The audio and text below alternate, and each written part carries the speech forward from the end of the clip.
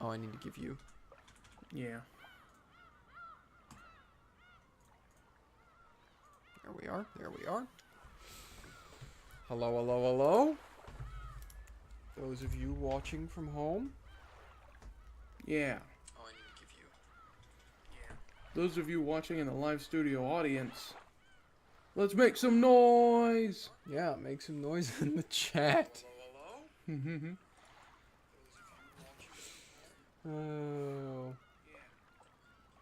Our audio sounds good. It should be fine. Good. Okay. Welcome back to Umineko no Naku, Koro ni Chiru. Nocturne of Truth and Illusions. Of course. That's the one. Last episode, we had a crazy flashback. We saw young Kinzo. And how he met his Beatrice. The real Beatrice that did exist. Or at least the first one, supposedly. Beatrice Castiglione. Who had a backstory that was not what I thought it was going to be at all. I'm not going to lie. Turns out, she was the daughter of a member of the Italian Fascist Party. And after they started losing World War II, they fled to Japan with a bunch of gold. And then the Japanese at Rokkenjima, which is where they docked because their submarine basically exploded and was slowly killing them with gas on the inside. They docked there, and then all the Japanese were like, we should take the gold for ourselves, I think. Granada! And then the Italians and the Japanese fought, and then the last two left standing were Kinzo and Beatrice. And so that's how Kinzo, if Kinzo's telling the whole truth and nothing but the truth, that's how Kinzo got his gold and his wife, mistress. It's beautiful. It's like Romeo and Juliet. Yeah. And he was telling all of this to Leon and Will. Yeah. Who were digging into the truth and trying to figure out who is Beatrice. Yep. Because Will still has to solve the mystery that Bern has put before him. In order to leave. Who killed Beatrice? At the end of the day, it's really funny that all episode 7 has boiled down to so far is Will being like, I don't want to be here. Yeah. But the only way I can leave is by figuring this out. He's gonna speed run. He's been trying to. Yeah. I still think Rosa did it.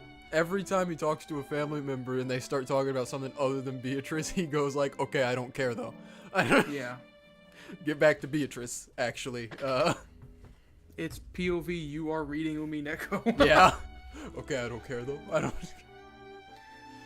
They have to have the audience standing character every episode, and this time it's Will. This time. Okay. Hello, let's Uncle. do it. Glad to have you here. Yeah, I think I've learned just how much the woman called Beatrice influenced grandfather's life. What? She was an influence? Apparently more than he thought. We haven't More than learned they anything. thought. Sorry. What? I said more than they thought, sorry. Oh. Who killed Beatrice? That's right, it's not just who is Beatrice, it's who killed Beatrice is what he's trying to figure out. Exactly, yes. Unless we figure that out, we'll never be able to get out of here. You're right. We need to finish this quickly. The funeral's already over, after all. You've got it all wrong. This is the funeral. You mean what she's making us do? All of the Beatrices we've heard about so far weren't killed at all. We're trying to understand where the word killed factors in. That's the real funeral, as far as Bernkastel is concerned. No one knows about her being killed, and that's the truth we're trying to expose. You're pretty sharp, aren't you? You're pretty good. It hardly feels like I'm talking to a piece from the lower plane. Just, I wouldn't be able to deal with it, man. No. I wouldn't be able to deal with any of the people that don't explain anything. I would be too frustrated the whole time. So, this is why I was given you as my Watson. Ouch! Stop doing that. Don't call your partner a piece. So, what next, Willard Holmes? Step one of holding an investigation is questioning witnesses, of course. There's still a Beatrice we need to ask about. Stop poking his butt. Yeah, I know he's not gonna. He's not. That's gonna be a thing through the whole dang episode. Perhaps even into episode 8 if he's a returning character. To indicate who they should talk to next, Will nodded in the direction of George, Jessica, and Maria. So happy. Maria seemed to be lecturing the others about something, probably Hebrew. Wow, Beatrice sounds pretty incredible. Yeah! It's been so long. And then, inside an upside down cup. I think the last time I had to do Maria was at the beginning of episode 6. When she was she one had of the the fight first with Erica. sacrifices. Yeah. And then, inside an upside down cup, she made tons of candies appear out of nowhere. Inside the overturned cup? Amazing. Sounds like magic to me. Maria-chan really does love witches and magic. We could hardly avoid consulting our local authority on witches. When looking for someone to ask about Beatrice, Maria rose to the top of the list. The Beatrice she spoke of wasn't the real Beatrice, the one Kinzo and the others had talked about. However, here and now, on the Rokkenjima of 1986, the name Beatrice probably refers to the person Maria is always talking about. I don't see Battler anywhere. Ushiromiya Battler. The one who was forced to fight as Beatrice's opponent in many games, and the most important person in this game, this tale. A battler in this world would probably be the peace version, but even so, it should be possible to get some vital information out of him. Will probably wanted to talk with Battler too, but he was nowhere to be seen in the cousins group. In fact, we haven't seen him all episode so far. Battler-kun did not attend this funeral. It's a shame, seeing as he's the cousin closest in age to me. Actually, that's untrue. We saw him at the very beginning with Virgilia. But Correct. that was Overworld Battler. So, Yeah, not Peace Battler. yeah. Are you two on good terms? Yes, of course. And you pinch his butt every time he says something perverted? Oh, how did you know? Did your detective instincts tell you that? Poor guy. Bernkastel said that everything we needed was gathered here.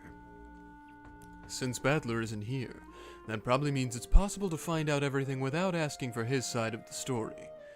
Or maybe she's intentionally hiding the core elements and making us take the long way around. As part of some fickle witch's game. Since he isn't here, that probably means there's no need to hear his story for the time being. Let's talk to Maria and the others. I won't say anything perverted, so keep your hands off my ass. Then why not try choosing your words a bit more carefully?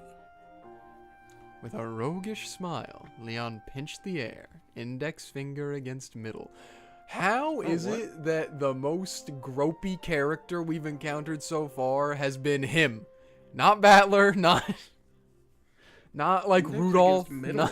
Yeah, and it's against men. It's No, I'm saying index against middle finger pinching. That's what I'm trying to get. oh. I was yeah, thinking true. index and pinch, or index and thumb. True. Index How, and middle? what? Yeah, see, now... Is that how he's been pinching him this whole time? Is that... I don't know if you call that a pinch, man. He's got strong okay. fingers if he's pinching hard enough Apparently. like that to hurt. Like... Oh, it's our successor, Sama.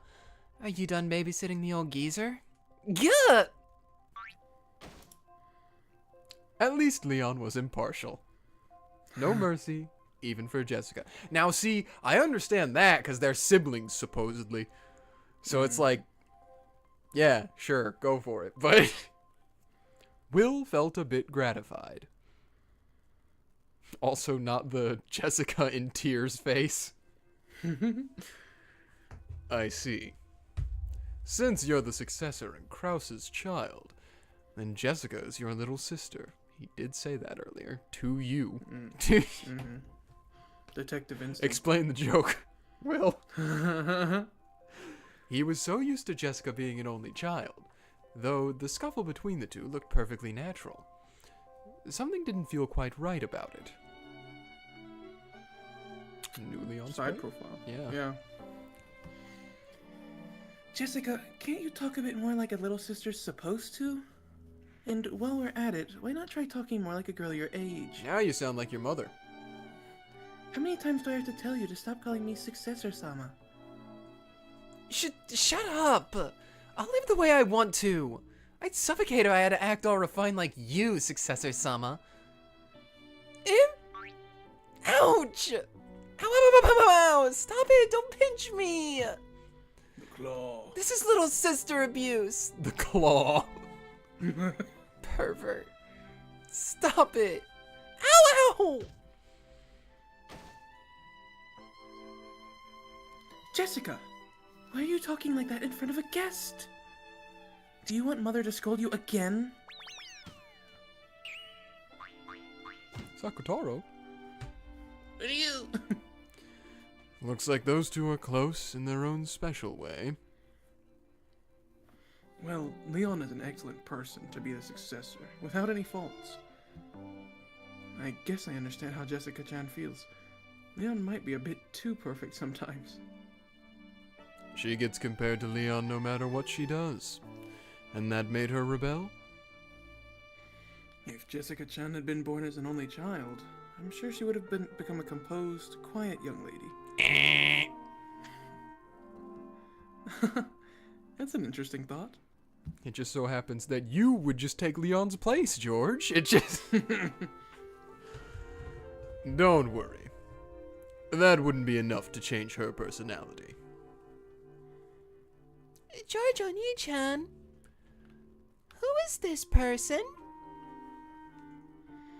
This is the first time we've met, right? But you seem to know a lot about our family. I'm George, and this here is Maria. Pleased to meet you. Call me Will. I'm investigating Beatrice, says, staring directly at Maria and winking. Please tell me what you know. Beatrice? Oh! See? Beatrice exists! Oh! Though Maria had looked hostile towards this unfamiliar man, as soon as she heard the name of the witch she loved pass his lips, her eyes began to sparkle. Ushiromiya Maria is about to speak. Be silent and True. listen. Hey, Maria-chan. You've got to greet our guest properly. Hello! My name is Ushiromiya Maria! Ooh! I'm glad to meet someone who knows Beatrice. Handshake, huh? Maria suddenly stuck out her small hand, and Will reached out for it reflexively. Dang! Him just being like, oh yes, handshake. Yeah. Oh, he used his authority. Whoops. As soon as he did, he felt a bright light seeping out from the gap between their hands. It's funny to me also that it seems like he's not intentionally using the authority. So it's like, Nope. oops, it's... Yeah. Oops, I got the entire history of you revealed. Sorry. The theater-going power that Bernkastel had given him had affected Maria. Time to spill everything. Yup, here we go. Beatrice is the witch of Rokkenjima. She plays with me every time I come here. She's my best friend and a fellow member of Mariage Sorcière. Ooh! I feel like you didn't even need to use the authority. Yeah, on no, on you her. would have. Maria would have just told you everything. Mhm. The light grew brighter and brighter. The light grows so bright it like pops because Maria's just My talking too eyes! much. This time, he could feel himself being drawn into Maria's world. Welcome to my... I feel like Oh. our definition's about to get renewed. Oh, God. I'm Ushiromiya Maria. My mama is Rosa. My papa? I don't have a papa. I think I remember Mama showing me a picture long ago and saying, "This is your papa." It was a picture of a man with a dark suntan on a beach wearing a swimsuit. Later on, when I learned what papa meant, I asked Mama to show me that picture again, but she said it didn't exist. Typical Rosa behavior. But it had to have existed. When I drew a picture of it and showed it to Mama, Uh-oh. she got really mad and said it didn't exist, or that if it did, she had already thrown it away. Ever since then, she kept saying that I didn't have a papa. Did you know? People say you need a papa and a mama to have a baby, but that's a lie. Dang. True. Virgin birth, is it? Oh! Oh, we're going there. Okay. Well, if anyone would do it, it's Maria. Behold, a virgin shall be with child, and shall bring forth a son, and they shall call his name Emmanuel. If I was a boy, that might have been my name. Book of Matthew, chapter 1, verse 20. No, verse 23. Verse 20 is, "But while he thought on these things, behold, an angel of the Lord appeared unto him in a dream, saying, Joseph, thou son of David, fear not to take unto thee Mary thy wife, for that which is conceived in her is of the Holy Ghost." Maria literally correcting an officer of the court of heaven. Yeah. That's amazing. So your father is the Holy Ghost. Everyone said that. Yeah, that's right. I don't know. Seeing everyone twice made me Yeah. get confused. Everyone said that everyone has a papa. They said it was strange to not have a papa, that I was a weird, pitiful child. But when I asked Mama, she said I didn't have a papa, that he didn't exist. She got mad and hit me even though all I did was ask. So, I didn't really understand who gave birth to me. I was an immature and misplaced creature, not a proper human. I realized I was a strange, pitiful girl, different from everyone else. I'm having episode 4 flashbacks. Yeah. It doesn't matter who your parents are or what other people say. You are who you are. It must have been hard to teach that to a young, immature kid. My kindergarten teacher might have said that to me when I cried after being bullied, but even those words of encouragement couldn't fill the blank space. No, the questions. Those words couldn't answer the questions in my mind. And the book is what gave you the answers? A priest came to see me.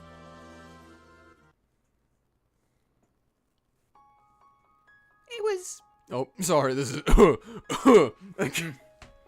Yeah. It was probably part of some lesson to enrich the minds of children through an edifying tale.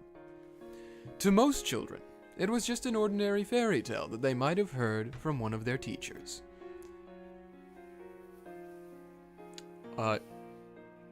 Who? Actually, I think we were just bored because it was too hard to grasp. Maybe it's Maria still? Think so? Then, at the end, the priest said something important. That God knows everything? Yep. So I asked him. I only have a mama. I don't have a papa. Mama gave birth to me without a papa. Was that a strange, sad thing? I asked. The priest taught me. There's nothing strange about a child having no papa.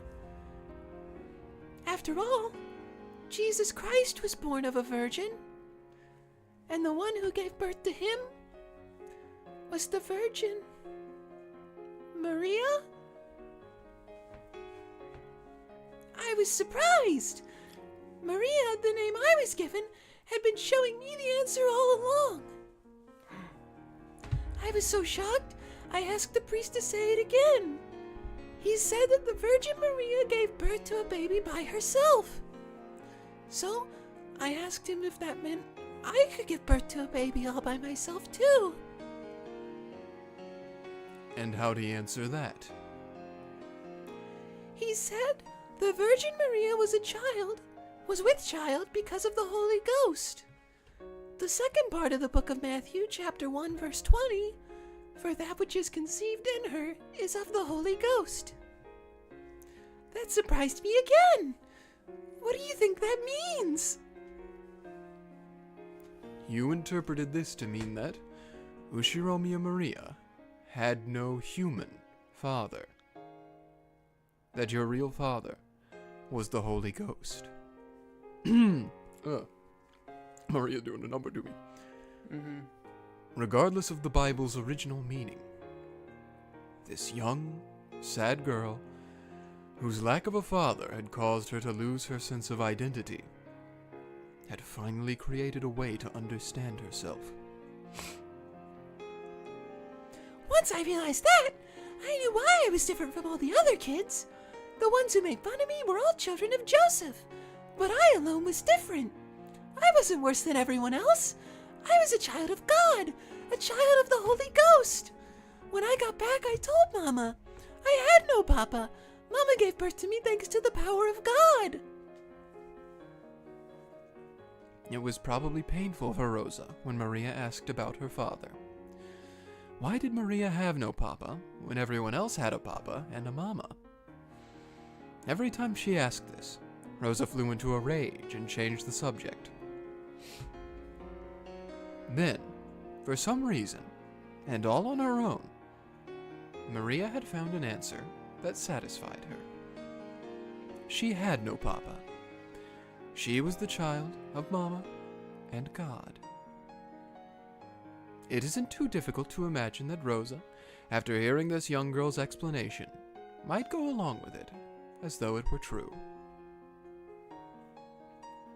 Beato said that the minimum number of people needed to create a world is 2. I thought she meant that you need 2 parents to create a child. That's when I thought of it. Beato may be a witch, but she's a witch born of a human. Beato isn't a child of the Holy Ghost. But I'm different. I was born from Mama alone. I was born of the Holy Ghost. Beato can't create a universe without me. But God is always by your side. I can make a universe all by myself, along with the Holy Ghost. Beato called me the Witch of Origins, and she also said that eventually I might become a creator, one who could create anything alone. All by myself, I can create something out of nothing. Beato can take that and extend it into infinity. Anja was the witch's apostle, who would spread the word far and wide. And that was Mariage Sorcière. There's a huge difference between 1 and infinity. That's why Beato is so great. However, compared to the difference between existence and non-existence, 1 and infinity are nearly the same thing. I am the child destined to become the best witch. No, the greatest creator in the world. Mariage Sorcière was the nest to prepare me for that. I am Ushiromiya Maria. Maria who stands by God's side.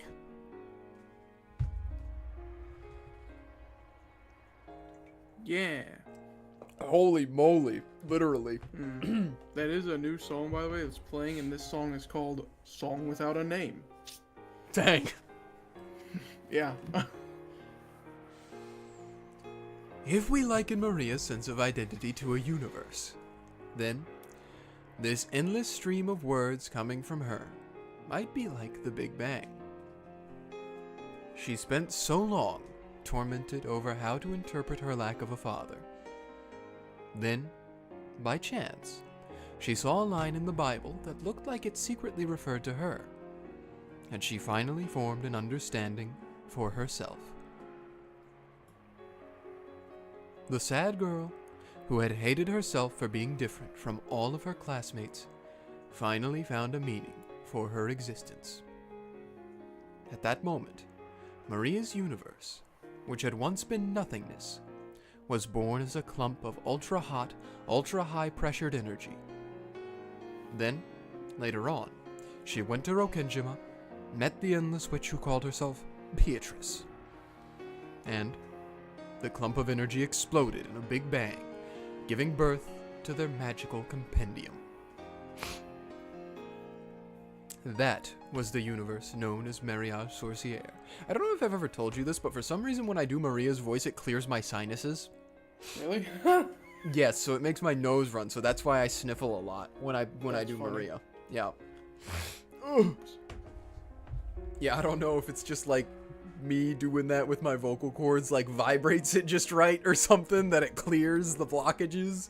I don't know, some but interesting physiological events over the course of this series. yeah, That and the Shannon voice. yeah, incident. you forcing your voice to accept the Shannon voice.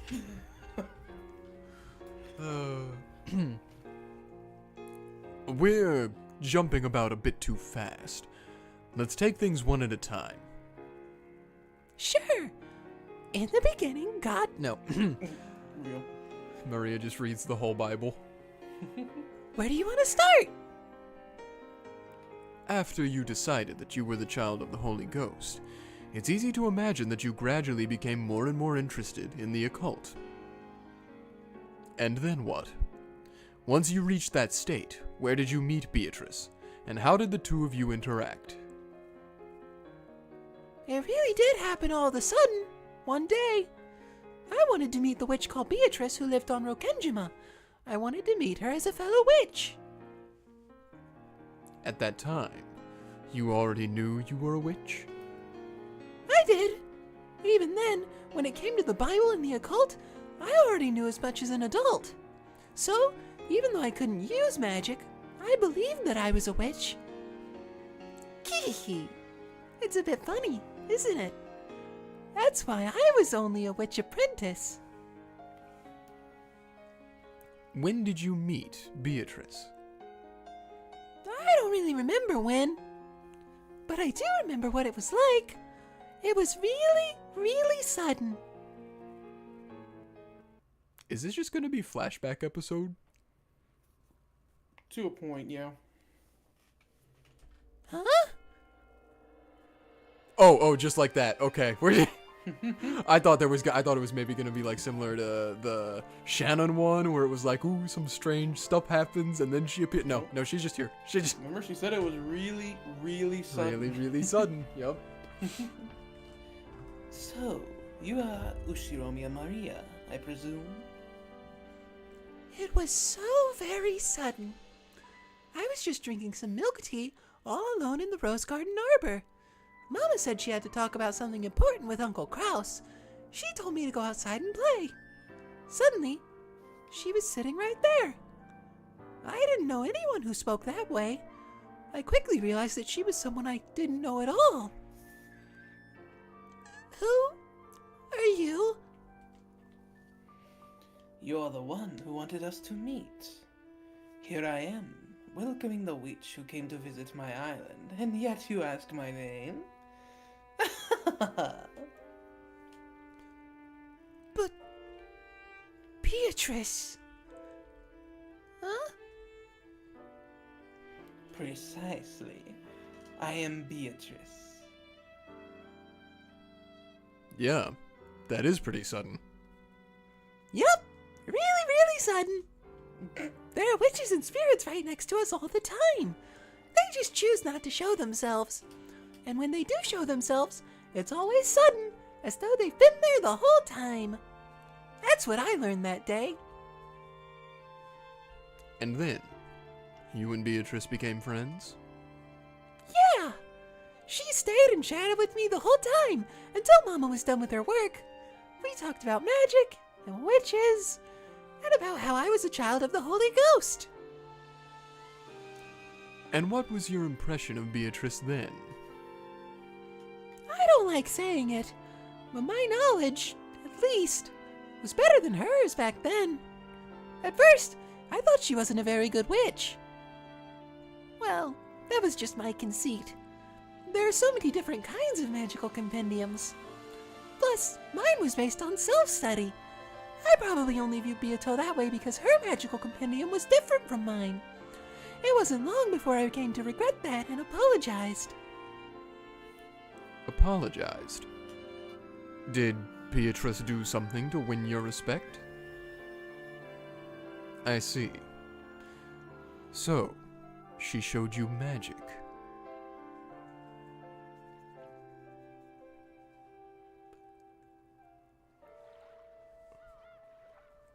We moved to the beach and talked lots, sitting at a table under an umbrella. Very interesting. Maria, I see you have been quite diligent in your studies. At your age, to be capable of teaching a 1,000-year-old witch such as myself is truly an accomplishment worthy of admiration. So, what sort of magic can you use? Magic? If you call yourself a witch, you must be able to show me some sort of magic, correct? I was stunned for a second. Of course, it should have been obvious. It was only natural. I was a child of the Holy Ghost, and since I'd studied so much of the occult, I was also a witch, not a human. Until that day, I had been so sure of both those things. So, when I was asked what sort of magic I could use, it left me in a daze. When one knows of magic and can speak of it, they finally reach the rank of apprentice. One is only a witch if they can put such knowledge into practice and use magic, correct? So, I'm not a witch yet?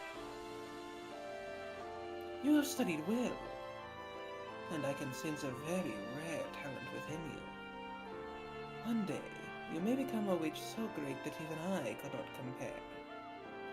Or perhaps even a creator, as you have told me. However, you are still young and immature.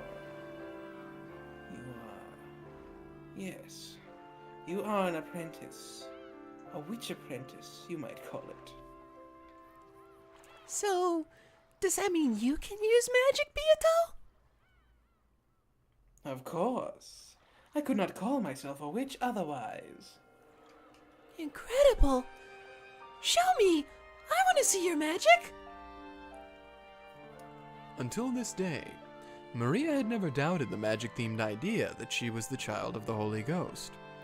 However, no one had ever proven to her that occult phenomena actually existed. Maria could create a universe all by herself. However, she wanted to share it with a second person, so that she could believe in it even more strongly. Once, I could have drawn a rainbow in the sky, transformed it into 7 colors of candy, and eaten them at my leisure. However, my powers weakened so much that I cannot even preserve my form to my satisfaction. You told me about that. You can't use your full power because of the shrine. This will take quite some time before my power returns. At this moment, I cannot turn rainbows to candy. However, perhaps I can show you a bit of that power with some simpler magic. I want to see your magic! Very well. However, I must ask for your assistance. As I have already told you, no matter how pure your soul might be, all humans are tainted and filled with the toxin that resists magic. Yeah, I remember. You told me about the anti-magic toxin. It wasn't in any of the books I've read. You must really be incredible to know so much. Beatrice lifted up an empty teacup. Ah, the good old reliable. Then turned it around in front of Maria to show that there weren't any tricks or strings. Bernkastel, pathetic Beatrice, using the teacup trick again. When will she learn? Beatrice, good old teacup trick. That Never one gets never old. fails me. Yeah, never gets old. Yeah. Right. The magic to make candy appear inside an overturned cup. How did you know? Dang. You're incredible, Will. You even know about witch magic. He must be a sorcerer, bro. It's the most basic sort of witch magic, after all. It was just a normal cup without any tricks in it. I wanted to see true magic. There was a thing Maria desired. To strengthen her belief that there was an occult side to her, she wanted to see the occult outside herself as well. That's why she agreed to help Beatrice with her magic. She didn't want her own toxin to ruin her chance of learning the miracles of magic. Good. Then try looking inside that cup.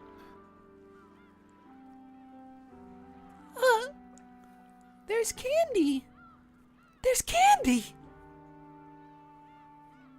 As a gift to mark my meeting with a new witch, and as a sign of our friendship, I offer this to you. This was a true miracle of magic. For the Maria. For the first time, I felt shame and embarrassment at my conceit. I could feel that sense of omnipotence disappear. The idea that I was the child of the Holy Ghost and the most important and special person in the world. Instead of a child of the Holy Ghost who can't actually do anything, I'd rather be a witch who can use magic. Ushiromiya Maria wants to become a witch. Starting off as a witch apprentice. I was already fascinated by Beato. I want to become a real witch too. I want to be your disciple. How modest. You already have an abundance of talent and diligence. Also, though it may have been different when I was at my full power, I cannot take on a disciple in my current state. So, I can't become a witch's disciple? Correct. You cannot become my disciple. However, you can become my friend. Really? Indeed. From this point forth, we shall be friends. Let us continue to discuss the deep and profound world of witches. Oh, thank you, Beato. Can I eat this candy? No, let that be a souvenir. Instead of eating it, keep it in that adorable bag of yours. Okay, I'll eat it at home. Maria, that candy was brought into being by magic. Therefore it is fragile. If you deny my existence with that toxin of yours, it will melt and fade away. No. I don't want Beato's precious magic to disappear. Then be sure that you do not forget your meeting with me. As long as you keep a little promise with me, I shall be here to greet you when you return to this island. Ooh, I'll keep it. What's the promise? Well, to start, when you get home, wash your hands. Then rinse out your mouth.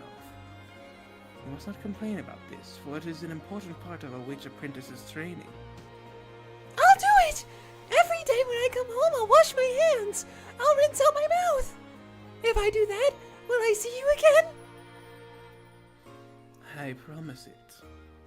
If you keep your end of the promise, your body will be cleansed, and I will regain even more of my magical power.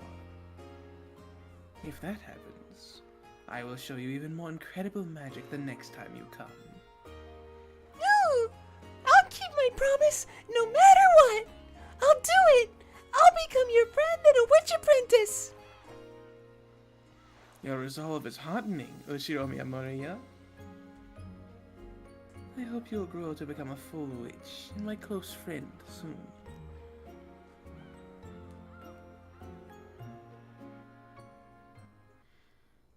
Beatrice being a better mother than Rosa ever could. Yeah, interesting observation, by the way, Duke Onkled. Interesting observation indeed. I understand that you're probably just being funny, but, like, it's interesting that you bring up that point. Odd that she's so different with Maria than with everyone else, right? I think that was the first time I met Beatrice. And was that candy still there when you got home? Yep. But I doubted a little, so it was all melty. I regretted almost doubting her. If I doubted her more, the candy would have disappeared completely. I almost lost the proof of the magical miracle that happened before my eyes. A piece of candy. Melted. I think it was more of a caramel than a normal candy. It was all lumpy, just starting to melt. About what time of the year did this happen? I'm not too sure, but I remember that the milk tea had ice in it. Why does that matter? Never mind. Did you tell Rosa about your meeting with Beatrice? Yep. I told everyone about it at dinner that day. Uncle Kraus laughed at me. Then Mama, who was sitting next to me, got mad and told me to stop talking about it. Next to you. By your family's ranking system, your seat shouldn't be next to Rosa's. It wasn't a family conference. It was when just Mama and I came to visit. So there was only Uncle Krause's family, Mama, and me. There were fewer people, so we didn't sit in the same spots as a family conference. And Rosa was sitting in the seat next to you. Yeah. Why does that matter? It doesn't. Have you ever met with Beatrice outside Rokkenjima? No.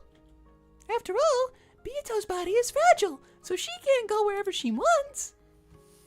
I said I wouldn't mind letting her possess me, but she said she couldn't because she couldn't leave the island. And after that, you met her every time you came to Rokkenjima. Yeah, we became really good friends. The more I talked to Beato, the more I realized what an amazing witch she was. She showed me wonderful magic every time I saw her. Then she told me about a magical compendium that was different from mine, and we both talked together about the mysteries of magic. I wanted to reach her level as soon as I could. I wanted to become the kind of witch Beato was. Did you ever introduce Beatrice to your mother? No. She said Mama's toxin was too strong, so they couldn't meet each other yet. Almost all adults are no good when it comes to toxin, because they're all tainted. Was anyone other than you able to see Beatrice? They couldn't at first. She said her magical power was weak, so her body would crumble even if a little bit of toxin reached her.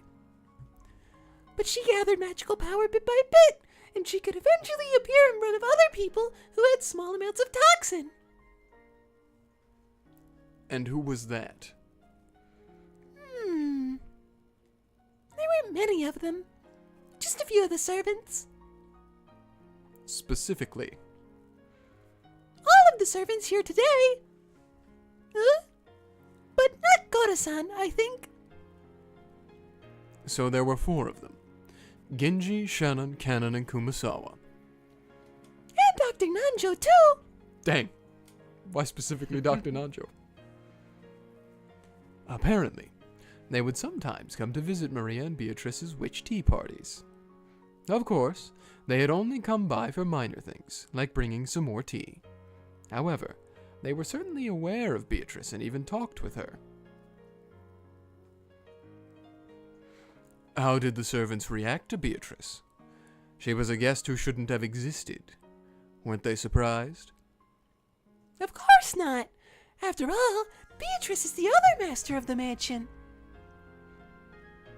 She said that the servants treated Beatrice as an honored guest, and sometimes they were permitted to witness new miracles of magic, along with Maria. So, on the Rokkenjima of 1986, the ones who could actually meet with Beatrice were you, Nanjo, and the 4 servants excluding Goda, for a total of 6. Yeah, Pieto said she'd need to store up more magical power before she could appear in front of anyone else. So, she intended to show herself in front of more people sometime in the future? Yep. She said the day she made all the humans acknowledge her would be the day of her resurrection.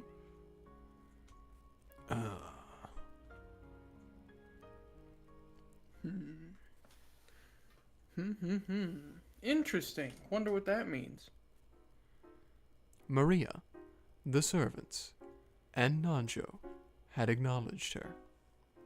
She had probably appeared before new humans one by one, starting with those whose anti-magic toxin was weakest.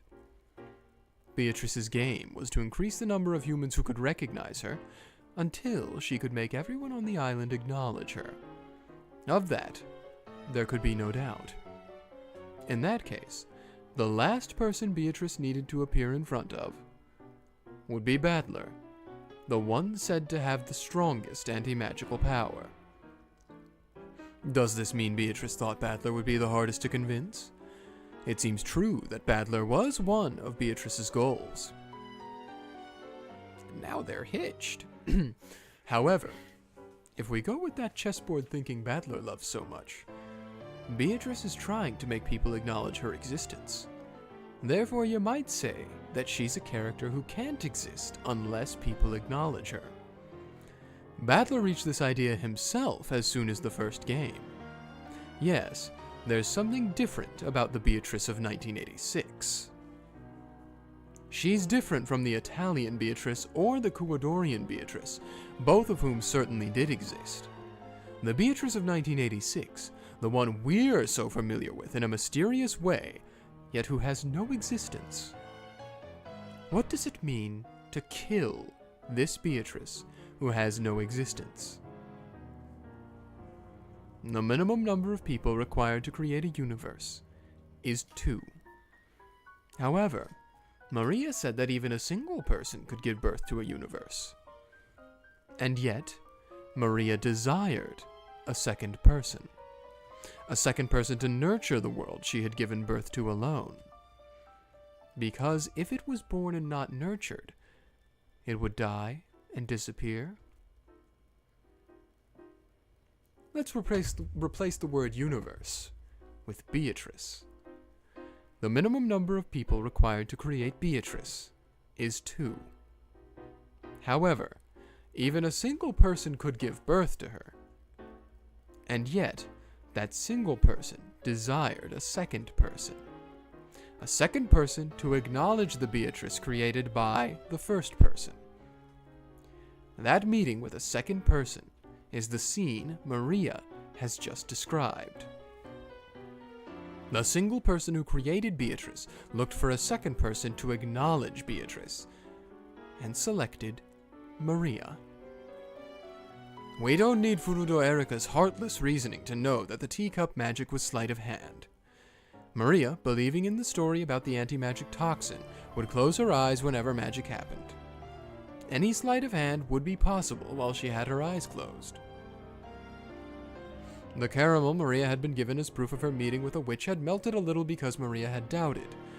In a season where one was likely to put ice in their tea, it was only natural for a caramel left in a bag to melt. Ushiromiya Maria, the girl who's too trusting and will accept a story easily. Beatrice appeared first in front of this girl, who had, in the language of witches, very little of the anti-magic toxin.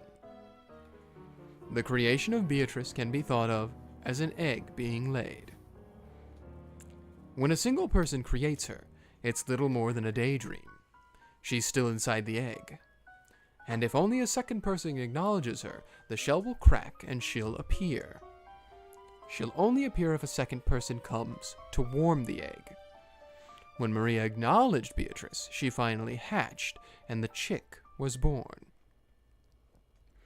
In that case, Mariage Sorcière, which nurtured Beatrice and her magical compendium, was like a nest. This is Beatrice, a woman with a dignified presence, who calls herself the Witch of Rokkenjima and who claims to have lived 1,000 years. That sounds less like the chick Beato, who appeared in the previous game, and more like Beato the Elder. So, did the meeting Maria had just recounted mark the birth of Beato the Elder? The egg itself had already been created by the first person, the asker of the first question. Between then and the meeting with Maria, it matured immensely inside its shell into a character with a dignified presence of 1,000 years. They with the first thought. Then, when Maria acknowledged it, it hatched. And the Witch of Rokkenjima finally gained a form. Perhaps that moment marks the birth of the Beatrice of 1986.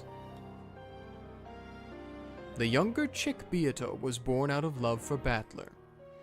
Since that birth hasn't yet occurred at this point in time, the birth of Beato the Elder and the existence of Beatrice at this moment must have nothing to do with Battler. Are you enjoying this reasoning, Bernkastel? If you are, let's at least have some applause from the spectators. Dang! Great. Thanks a bunch. She may be evil, but she is funny. Right? If evil, why funny? If cute, why funny? I wish for Beato to grant me a lot of things with magic. That's why I'm helping her resurrection. What is it you wished for? For Mama to stop hitting me. Lots and lots. Not telling. So, you wanted to protect your mama from the Black Witch. How did you know that? You're incredible. Oh. And you're already sure you'll never be able to get that world back without a witch's help? Yep. I love Mama. She's so nice. I want to be with her forever. For all eternity. Now, I'd like to hear about Mariage Sorcière. Oh. What's wrong? Don't wanna. Huh? I'm thirsty, so I'm gonna go get something to drink. See you later. Dang. Bye. That easy. Maria became suddenly formal, bowed her head, and left without waiting for a reply. It was very un-Maria-like.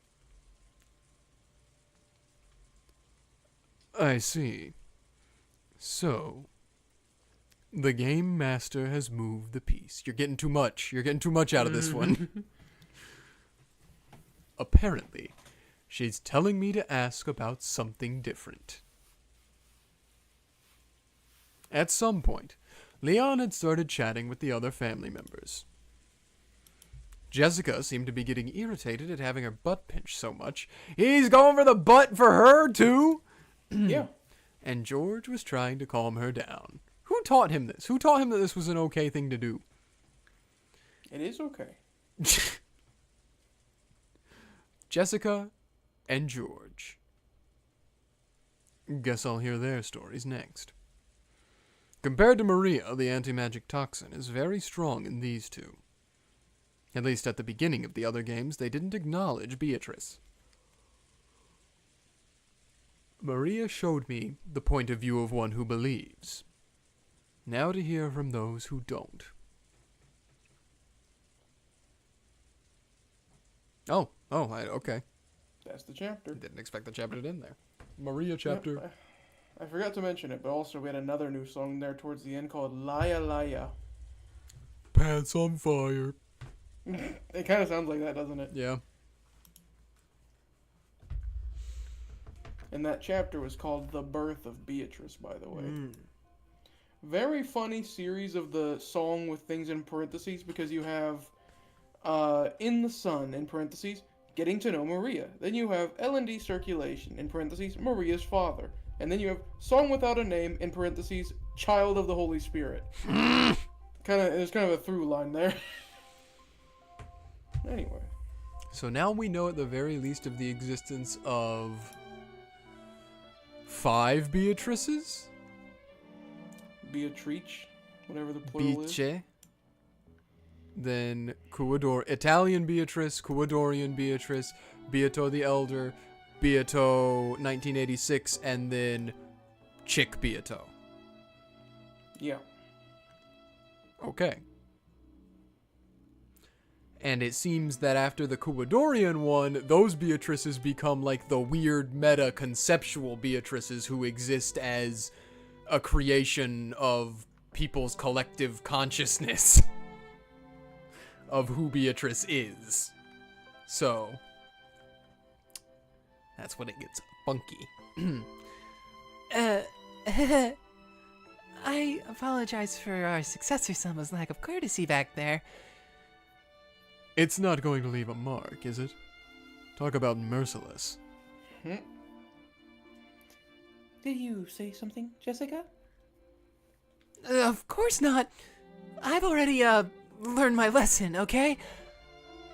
Leon, who had apparently been chatting with the adult siblings, spun around with a smile and stared at Jessica. Looks like the older siblings firmly in control around here. Those are some sharp ears.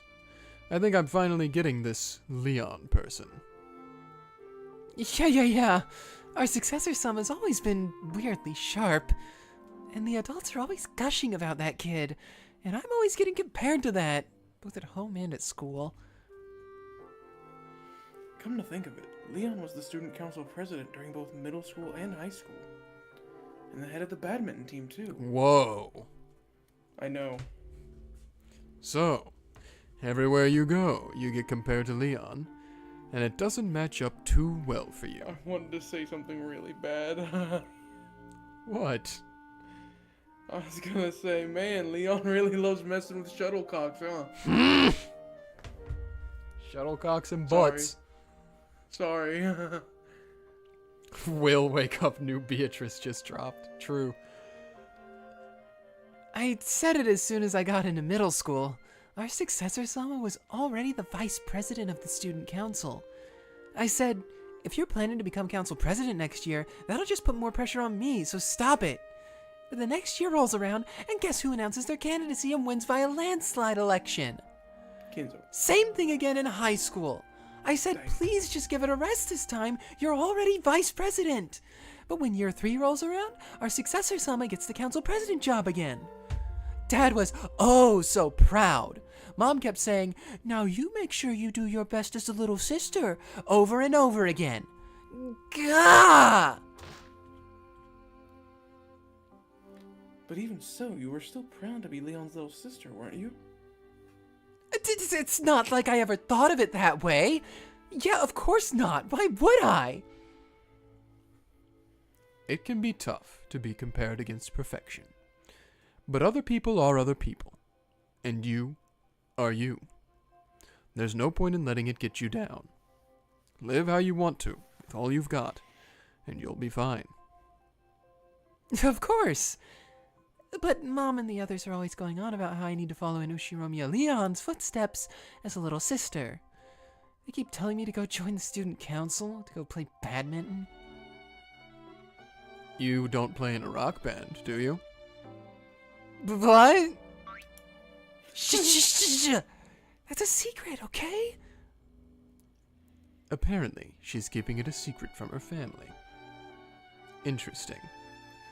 People tend to blame things on their family and how they were raised.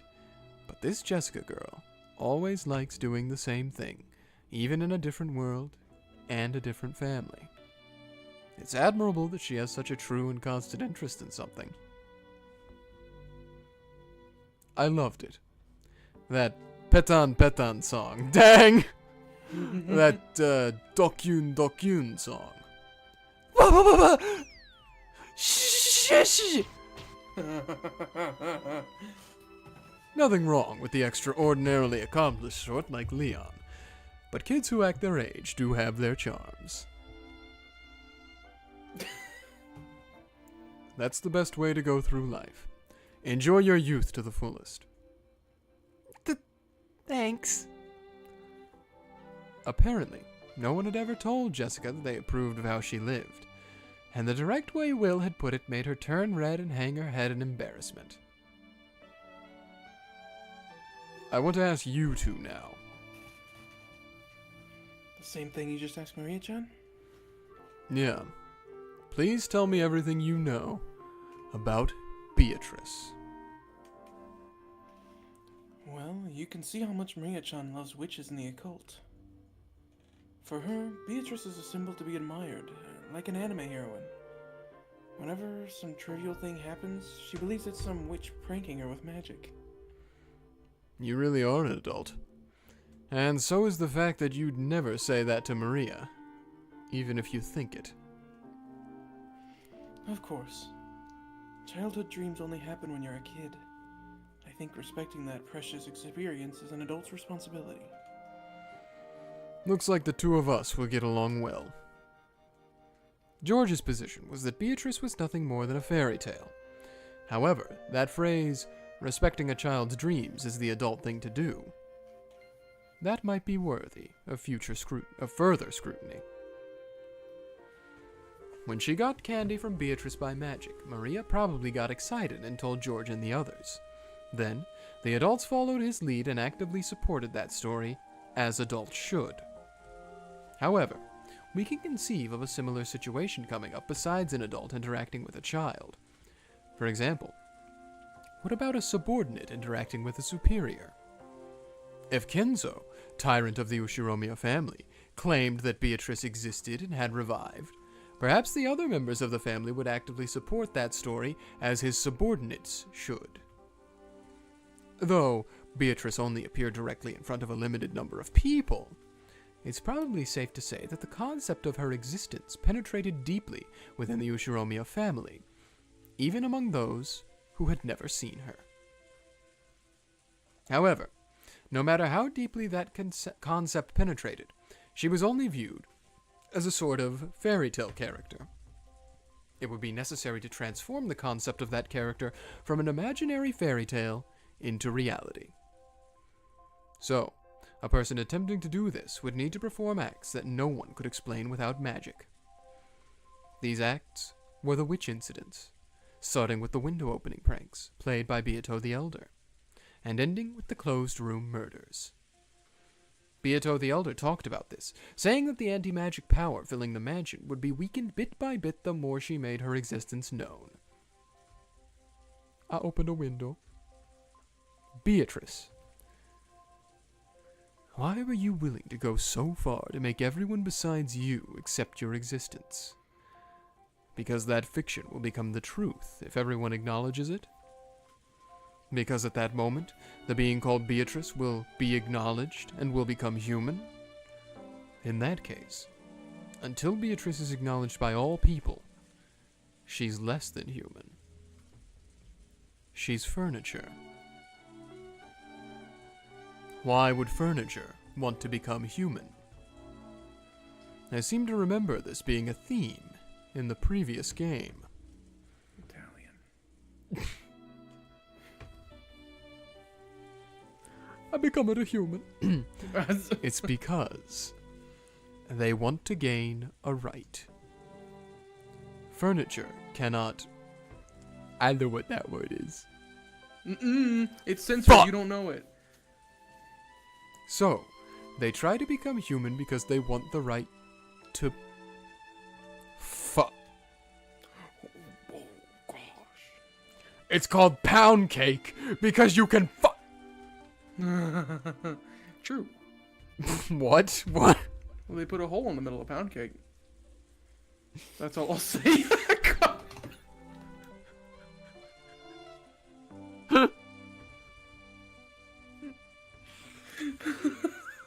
It's extremely simple. After all, it's directly connected to the reason Chick Beato was born in the first place.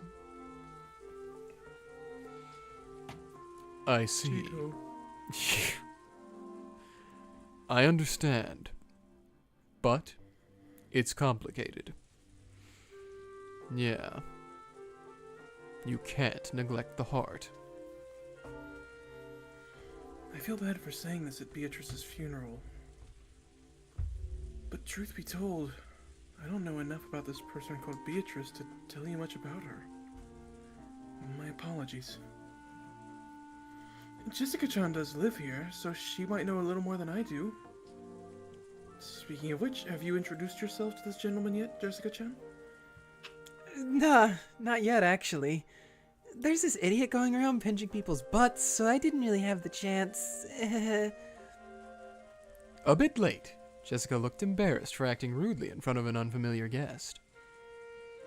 She cleared her throat and made a beautiful bow that didn't fit well with her normal attitude. She even lifted the corners of her skirt in a curtsy. Pleased to meet you. My name is Jessica. Allow me to welcome you to the Ushiromiya family on this splendid day. Please enjoy our hospitality, and...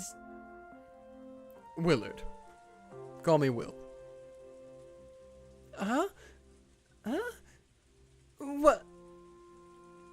Jessica's greeting had been the old-fashioned sort, so Will also treated her like an old-fashioned lady, bending down on one knee, taking Jessica's right hand, and kissing it. Canon! You got some competition, Canon! Although he might not be real in this one, I don't know. What? Not expecting her greeting to be returned in such an old-fashioned and formal way, Jessica turned red and was unable to speak. Will got the fangs out. However, Will had returned the greeting in what he thought was a perfectly serious way, so he didn't understand what was making Jessica's face glow. Have I done something strange? No, not at all. I want to hear what you know about Beatrice. A sparkle leaked around the edges of Will's right hand, which was grasping Jessica's hand. Oh, we didn't get it for George, but we're gonna get it for Jessica? He didn't do a handshake. We didn't get it for George because you were George. We can only do it for characters that I talk as, so I have to talk for 20 minutes as both characters. Exactly. Hey, I paid my dues with Kinzo. True, true. No, Even though I read was it. Kinzo half of the time. I was gonna say. Looks like the theater-going power is having its effect on Jessica. Didn't mean for that to happen. Oh well.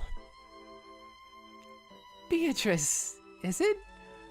Well, I can tell you, but will you promise me something? Promise you won't laugh. Thinking about it now, it sounds more than a little crazy. What is it you know? I won't laugh. Tell me. Sure.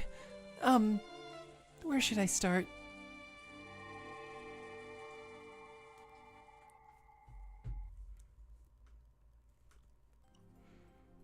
To me, the Golden Witch Beatrice is sort of like one of the 7 mysteries of the Ushiromiya family. You've heard of those, right? Almost all schools have a set of tall tales or ghost stories that get passed down. Like, on some days the piano in the music room will start playing by itself, or the skeleton in the science room dances around at night. Everyone's heard of them. But of course, that doesn't mean they believe in them. The stories about Beatrice were the same. It was just one of those strange tales about our way too big mansion. The servants would sometimes talk about seeing things during their night patrols. Sometimes I felt a bit annoyed about them turning my home into a place for ghost stories, but I didn't pay it any more attention than that. That's how little it mattered to me. So, during my normal everyday life, I would completely forget about the name Beatrice. Of course, when that huge portrait was first hung, it definitely felt creepy. Even I tried not to meet her eyes after dark. So, it's no surprise that the servants found it eerie. But that only lasted for a short while. We all walked by the portrait every day. We gradually got used to it and eventually bored of it. I didn't really care anymore about the portrait of the mistress from Grandfather's Delusions. I get that. I bet it was different for the other relatives, who only came a few times a year. Exactly. That's why every time the family came for a family conference, they'd always stand in front of that portrait and talk about Beatrice. So I was reminded of it every now and then.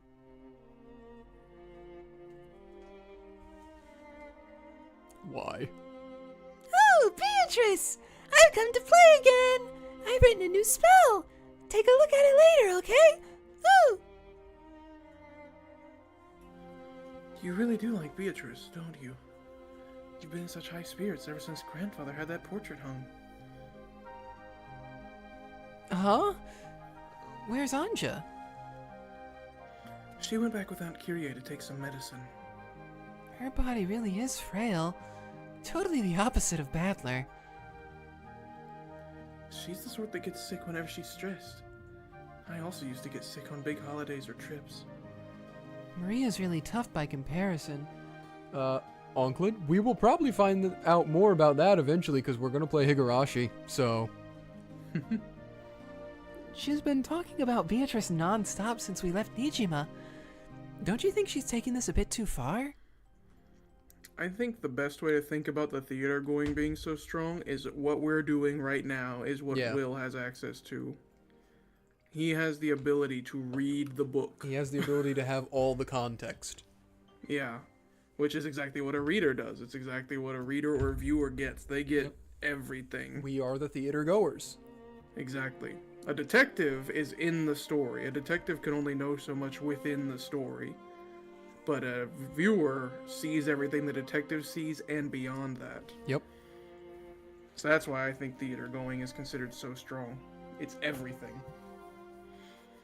In a world like Umineko where information is your weapon, having that, it makes you far stronger than someone else. Yeah. And that's just theater goer's authority. Wait till you see what Featherine can actually do as the whole witch of theater going. Anyway. It's not so bad, right? It's normal for kids to have an active imagination. If a kid told you that she'd met Santa Claus, would you tell her she's a liar? No, because Santa's real. Erica. Yes! Yeah, true. Yeah. What a stupid delusion to have.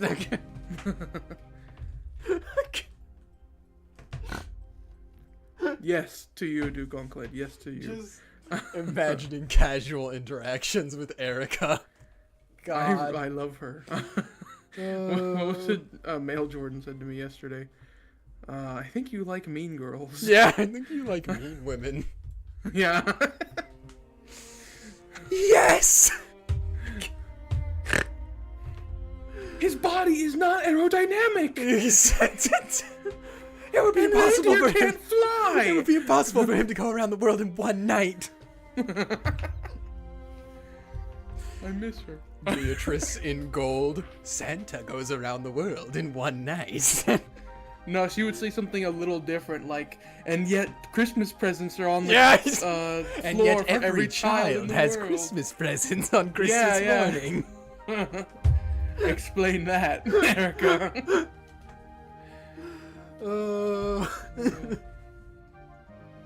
Okay. Surprisingly in theme for the season. Mm-hmm. True. Well, of course I wouldn't go that far. God, I just need a series of, like, Erica and Beatrice debating useless things. This is why I wish this fandom was bigger. I really wish there was an anime because it's so rife with potential for astounding stuff. Can you imagine if there was an Umineko RG33? I mean, there are some already, even with how small the community is. There are a couple Cause Yeah. was that one you showed me a long time ago that was like Beatrice talking about Minecraft? Oh, I And she can't kept remember. saying it wrong, and Battler kept being like, "No, that's wrong. You're saying it wrong." I can't remember. And It was a then, long then time overall, ago. Beatrice just kept going, "Shh, Battler, just watch, just." Oh, but yeah, I would like more. It would be so funny, I think. Exactly. Maria kept on talking to the portrait as though it was an old friend. She promised to play with it later, as if she was talking to a living human. George, a man, seemed to think that this behavior from a younger member of the opposite sex was cute. Okay. It wouldn't be cute if a boy was doing it. Yeah. I don't know. But to be perfectly frank, Frank's back. Jessica, who was the same sex as Maria, found this behavior a bit unpleasant, even though she realized that she was dealing with a younger girl. No, this is totally real though. I'm kind of with it. I could you- see it.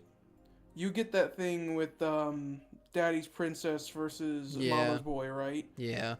Fathers, or in this case, just older men seeing younger men or boys compare themselves at that age to that time. So True. whenever they see someone acting silly or something, they'll get mad because they're like, why aren't you, investing in yourself, basically, is what they'll do. They'll be like, why aren't you reading more books? Why aren't you doing studies? Why aren't you in sports? And then girls do the same thing onto younger girls, right? Yeah. They hold themselves against their own standard. Yeah. But it's hard to do that when you go across the bound, so instead it's just like, oh, that's adorable. At one time, even I was fascinated by anime heroines and other fictional characters. However, Maria's behavior seemed to signify something more direct than mere fascination. It's something more definite, more vivid. Am I the only one who notices something odd about her? I bet the others all notice too, but try to ignore it because of that adult dignity George Nissan is always talking about.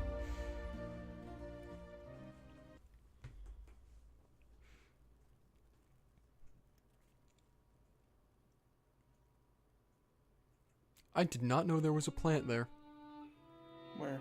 behind Kraus. Oh. Yeah, that's the thing. All the stuff that's normally blocked by the sprites, sometimes it's very shocking to see it. Yep. My apologies, everyone. The head is quite busy with his noble research. He wishes to eat lunch in his study today. Everyone. Doll! Yeah. Until a second ago, Kinzo's children had been complaining that eating lunch with their father would give them indigestion. But now that they knew he wasn't coming, they started grumbling about how he should at least spare the time to come down during the annual family conferences. This is why he hates all of you. This is... Yeah. Then let us begin lunch, everyone. I, Goda, have made use of all my talent and experience to make sure that you guests who have come from so far away will be entirely satisfied with your meal. So this must be like 85 or 84 then? Yeah. No one's stomach could fail to rumble after hearing that from the great chef Goda. By the time the splendid dishes were laid out, everyone had stopped talking about Kinzo's absence. He would. It was now Anja's absence that was being discussed. Apparently, her stomach ache had gotten so bad that both she and Kyrie couldn't make it to lunch. Aww. Poor thing. Goda, make sure you talk to Kirie-san later and have some porridge made. Thanks for the concern. Sorry about all this. It seems she just can't handle much stress. That's how it is with young'uns. They're cute. At least when they're regurgitating. Or not regurgitating, sorry. Whoa! At least when they're not regurgitating. George used to do that all the time. He really was frail way back then. Right? And let's not talk about the past. It's not exactly a mealtime topic. Oh, poor Anja. So she won't get to eat this yummy food? Yeah, poor kid. Let's make sure we play with her a lot when she gets better. No way. Oh, She can't play with me. Oh. What are you talking about? Why? Because I'm gonna play with Beatrice, of course. So I can't play with Anja. The cheese. Play with Beatrice? You mean you're gonna go off on your own again to mumble to yourself and read some book? Jessica slightly regretted that she hadn't been more tactful. Slightly. I would not slightly regret. I would be like, oh, I should have said that. Oops. However, she couldn't wipe away that uncomfortable feeling she got every time Maria talked about Beatrice. Yeah, it was your subconscious took over, Jessica. And that feeling slipped out through her words. Oh, I don't do it on my own. Beato is there too. Maria may be young, but she does know how to read a person's tone. She immediately burst out in anger, drawing the attention of everyone in the room. Normally, Rosa would have stopped her at this point. However, she happened to have gone to the bathroom at that moment. Oh, how convenient. So there was no one to calm Maria down. Poor Jessica, you're just a clump of the toxin. With Beato's weak magical power now, she'd burn to a crisp if she ever appeared in front of you. But she will appear before you eventually. Yes, in front of everyone else too. And then the door to the Golden Land will open. But who knows if you'll be invited in. Of course, she will take me there to the Golden Land. But not Jessica, not Jessica. Not someone who makes fun of Beatrice. Not an unenlightened, stupid, confused, filthy, toxin-stained human. I'm getting Gollum vibes from her right now. Not Jessica, but not Jessica. Yeah. Stupid, unenlightened, fat hobbitses.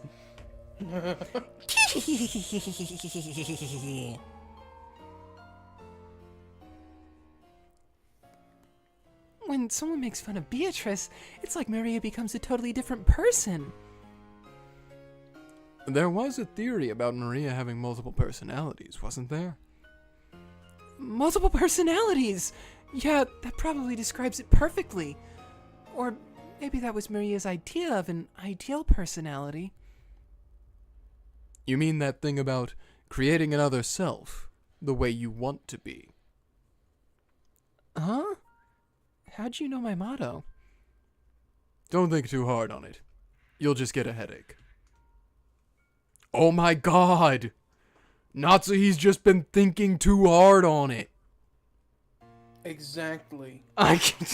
That's why she always has headaches. Exactly. Mm-hmm. Oh. In before that's like actually true somehow. It was something Jessica once told Canon. She had been talking about how anyone can create another self in the image of the person they want to be. I think we heard those words somewhere near the beginning of the second game.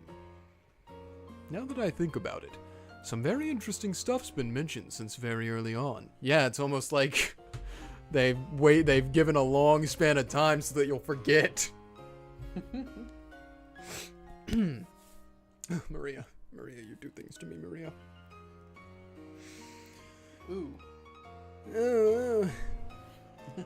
Everyone has a self they really want to become, but they can't do it. Their current self is always surrounded by their lifestyle and the limits placed on them, so they have no way of changing themselves. True. Changing yourself means changing your environment as well. That's not easy to do. So, my idea was to leave who I am now alone. I'd create another self, one that I really wanted to be. You felt suffocated, forced to live the life of a rich family's daughter, and you envisioned the self that you wanted to be. Midwestern emo. Mm-hmm. But I couldn't do anything outlandish at home, of course. Mom would just start yelling at me. So, I made my plan. At home, I'd obediently do what my parents said, but I'd also create a second self to do what I wanted. That face? What's her face? I don't know, that's a weird smirk she's got going on there. She's so coy. At home, you did everything your parents told you to. And outside, you did what you wanted. You're just repeating her. She's doing the Roblox face. Oh my god.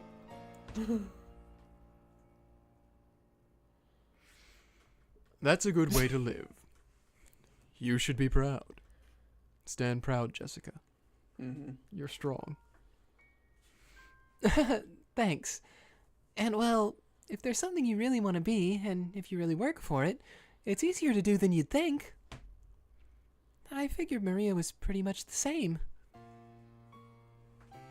You think Maria's doing the same thing when she gets excited and starts talking and talking? Sometimes. I think that's the person Maria really wants to be. As the youngest member of the family, she's adored, but not respected. Every time she learns something, there's always someone in the family who already knows it. She doesn't get to show off her knowledge about anything. Whenever she does learn something new, we try to smile and praise her. But that might actually have hurt her. So... So, Yeah. Maria wanted to become an authority on something. It's something that all young girls and boys think when they want to shake off their childhood. It's not a bad feeling when you learn something new and your parents praise you. But when you realize that your parents already knew that thing, it sometimes feels like they're talking down to you. When a kid learns their one-digit times table, their parents will probably praise them. However, inconsiderate parents will sometimes ask mean questions, like, then what is 11 times 11? Or what is 16 times 16? Or something similar. If that happens, the kid will lose his feeling of accomplishment, and will start to feel as though he could never surpass his parents. So, it's easy to guess why Maria got interested in the occult, something no one else knew about, and started learning more and more about it. I think the person Maria wants to be is an authority on the occult who everyone respects. And if she talked about the occult during her everyday life, Rosa would hit her. So, like you, she's been hiding this other self most of the time. That's what I think she's doing at times like this.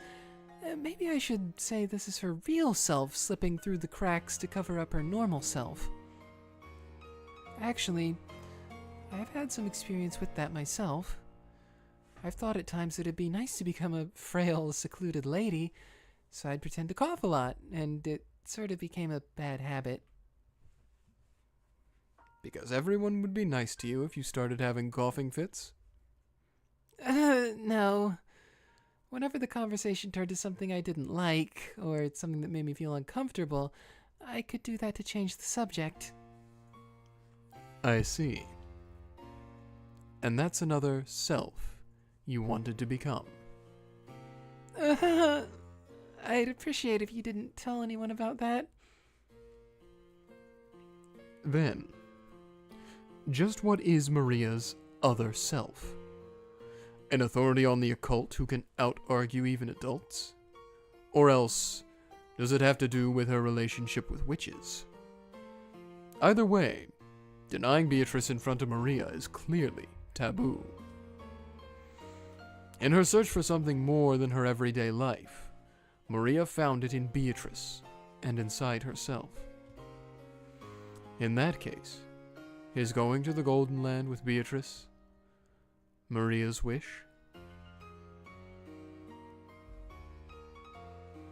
Looks like we've gone off track. Anyway, Maria kept up that tantrum until Aunt Rosa got back. I should have let her be, but I fought back. You said there was no way Beatrice could exist. Something like that. If she exists, then just let me see her. Of course, once Maria started crying, I realized I'd gone too far. And then? At the end of the family conference, I was the only one still upset. Maria acted as though nothing had happened. Instead, she went off somewhere on her own, and came back talking happily about how she'd played with Beatrice again. Everyone, me included, decided not to contradict her. By that time, it was best just to accept it and ignore it. Is that all you have to say about the family conference? About the conference, yes. What I want to talk about is what happened after the conference was over and everyone left. Da Beatrice? Even after the conference ended, I still felt a bit uncomfortable. If Maria had just stayed mad, we would have made up with each other and I could have put it all behind me. But since Maria got over it, I felt like I was the only one left unsatisfied. Oh, my lady, why the gloomy face? Shut up! No. Oh, it's you. It's nothing important. Did everyone make it back okay? If they're still on schedule, they should have reached the Nijima airport by now. You've done your part well, my lady. I haven't done anything. It's you servants who have done a great job. Are you still upset by that fight you had with Maria-sama yesterday? Sorta. She's just a kid, right? It's not something you need to worry about, all grown up and in high school. Do you think all that was just a kid's nonsense? You mean about Beatrice-sama? See, even you call her Sama. Beatrice is the name of Grandfather's mistress, the person he's still infatuated with. I realize that, as a servant, Kumasawa-san can't speak of her indiscreetly. Still, that's now become the name of the fictitious witch who lives in this mansion, and it's almost natural for people to call her Sama. Beatrice is just a ghost story created by the adults to stop us from wandering into the forest. Maria just thought it was an interesting one and decided to act like it was true. Ho ho ho. If you say such things, you'll end up regretting it. After all, Beatrice-sama exists. Again, when you say stuff like that, you're just freaking me out. I may not be George Nissan, but I'm not going to go around shouting that Santa couldn't possibly exist. But that doesn't mean he actually exists. What do you mean, Jessica? You'll find you're wrong there, my lady. Precisely, Santa is real. Wrong? Oh, yes. The gods dwell in all things. In the same way, Beatrice-sama dwells in this mansion. Like the gods, Beatrice-sama will do you no harm if you respect her. As you say, it will be as though she doesn't exist. However, if you ever fail to show proper respect, her curse will descend upon you. Of course, this doesn't apply only to Beatrice-sama. Jessica, I make your asthma real. If there's a curse, let's see it. I'd just love to meet her. Milady, you mustn't say such things. You'll anger Oyashiro-sama. Huh? Sorry, your kids are gonna love it. It's a Higurashi. Oh.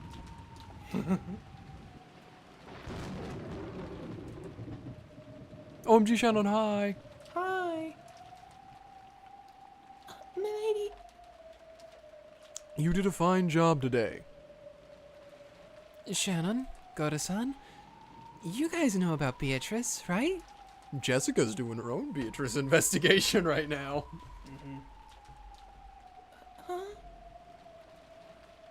Well, I do know of her, of course. Why do you ask? The two looked at each other. They looked like a pair who had just heard a clueless person suddenly utter a forbidden word. Kinzo, Beatrice! We say the what do they call Voldemort again? In the Harry Potter book. Oh, he who She shall must not be named. Yeah. This is how Jessica becomes Kinzo's favorite grandchild, by taking an interest in Beatrice. Let's have it straight.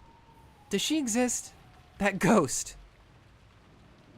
If it's a question of whether she exists or not, I would have to say that she doesn't. Probably. Thanks, Koro. I'm sure she exists. Why? Have you ever met her? I've never met her directly, but But what, Shannon? But what? I'm on to you. I'm on. Shannon spoke in detail of how she'd sometimes feel a strange presence or see a silhouette while doing the midnight rounds.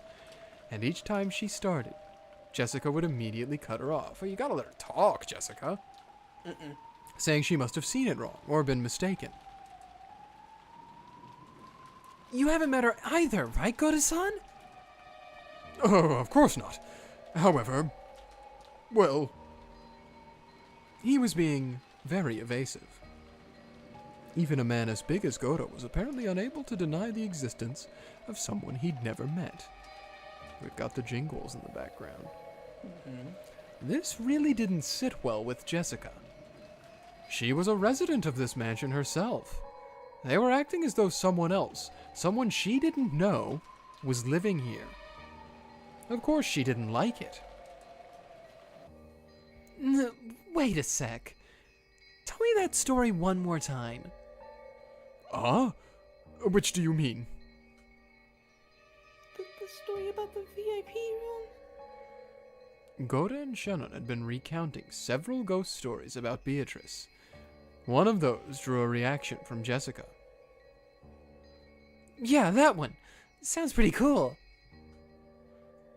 Goda and Shannon glanced at each other. After all, it hadn't been a cool story to either of them. You mean that you mustn't enter the VIP room at 2 o'clock in the morning? That is very, like, seven mysteries of a high school. Can't go in at this specific time because then the ghost will come get you. Calling Beatrice Among Us at 3 in the morning. Gone wrong. The one about how Beatrice Sama returns to the VIP room every morning at 2. So you mustn't go near it? Yeah, that's it. Pretty cool. All the other stories are about people saying they heard or saw something Beatrice like, but this one isn't. This one says that if you go to the VIP room at 2 o'clock, you can actually meet Beatrice Sama. Well, I wonder. Milady, they say that servants who speak ill of Beatrice Sama are cursed. Furthermore, the VIP room is Beatrice Sama's room. Even you, milady, should probably reconsider. The VIP room is locked now, right? Where's the key? Was the key in the key box? I think Kenji-sama keeps that key by his own chair.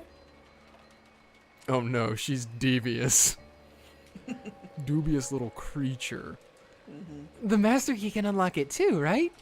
Let me borrow yours. But I cannot do that. Milady, there's no need to approach such an ill-omened place without reason. Hey, don't you go calling my house ill-omened. Anyway, I've made up my mind. If you can't give me your master key, there's still that key for the VIP room, right? Let me borrow it. Milady. To Jessica, the expressions worn by the pair felt more like an ill omen than anything else did. In Jessica's eyes, the ill-omened thing wasn't the witch or the VIP room. It was them, Maria and the others who believed in witches. In the end, Jessica forced them to agree, and she made them bring her the key to the VIP room.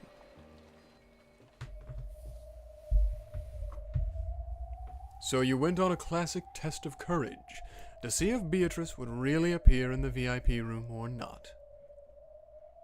Pretty much.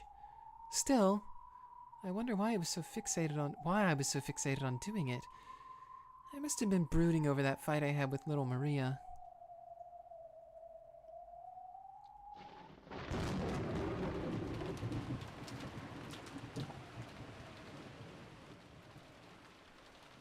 Of course, the weather just had to be terrible on that particular night. To be honest, I slightly regretted sticking my nose into something so pointless. But I already said so much, and even borrowed the key from them. I couldn't just go to Shannon the next day, have her ask me how it went, and answer, well, I gave up, because it was too scary.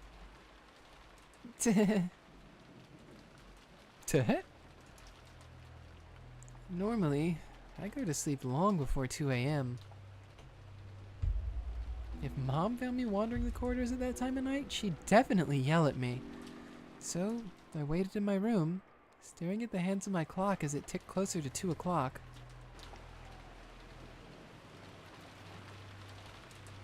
Oh.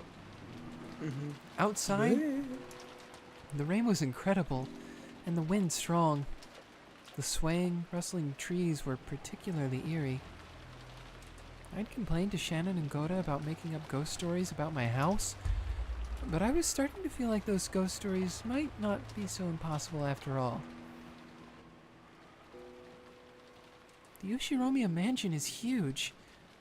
Honestly, I can't think of the entire mansion as my own house. As Mom says, the hallways of the Ushiromiya mansion should be treated like public roads. In other words, my own room is part of my home, but the hallways in the rooms I don't usually enter are outside. So while part of me felt though this VIP room ghost story was ridiculous, another part of me was so creeped out that it kept frantically trying to convince itself the first part of me was right.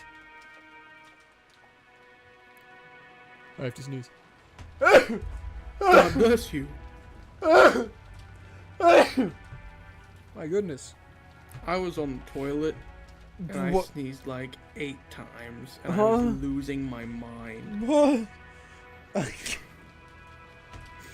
It was upsetting. I was not there to do that.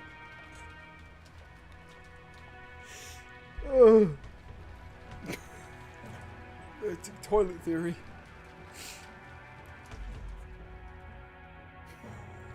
Only 10 minutes left until 2 o'clock. If I want to be inside the VIP room at 2 o'clock, I need to get there before then. Guess it's time. Sorry, but I'm not giving up that easy. Nothing's gonna happen. I know that. It'll just be a stupid waste of time for a few minutes. I touched the doorknob to the door of my room, and was startled by how unpleasantly cold it was. As long as I stayed in this room, I could laugh off anything. After all, this was my room. But it wouldn't be like that in the hallway. That's outside my territory. And the doorknob, the barrier between the two, is ice cold. Idiot. What are you so scared of, me? You aren't taking Shannon's, Koda-san's, or maybe Kumasawa-san's gossip seriously, are you? I'll prove it. There's nothing strange in the VIP room. The corridor was only dimly lit. Before lights out time, the hallways were even brighter. But to avoid wasting energy or something like that, we kept the lights to a minimum at night. So, even though I was inside my own house, it was very clearly the middle of the night here. If Mom found out that I was wandering around at a time like this to do a test of courage in the VIP room, which I'm not even supposed to go in, I'd get in a lot of trouble. To make sure she didn't find out, I tried to hide my breathing and my footsteps. So, the silence felt unbelievably loud. Even though it was so quiet, the eerie sound of the wind was noisy. The sound of twigs rustling, the sound of some pillar in this old mansion creaking. What's that sound like a beak tapping against glass? Though it was so quiet, all of the little suspicious sounds made it seem noisy. Damn, I'm an idiot. Why couldn't I have brought a flashlight at least? A flashlight to use inside my own home? That's even more idiotic. I mumbled this to myself, hoping it would drown out the sound of the wind just a little. Then, I saw it. The door to the VIP room. Better get that phone out, Jessica, to call Among Us. Better get that computer call. This was the VIP room. The room for important guests. Very important guests. However, as far as I knew, it had never been used before.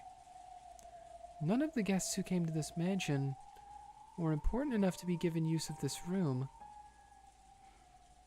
Though I'd been clutching that key the whole time, it didn't feel warm at all.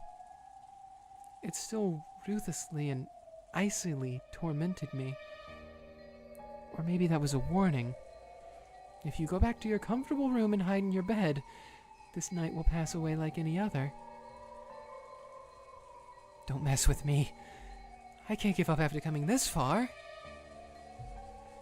Even though the key was freezing in my hand, telling me to go back, it slipped into the keyhole quite easily.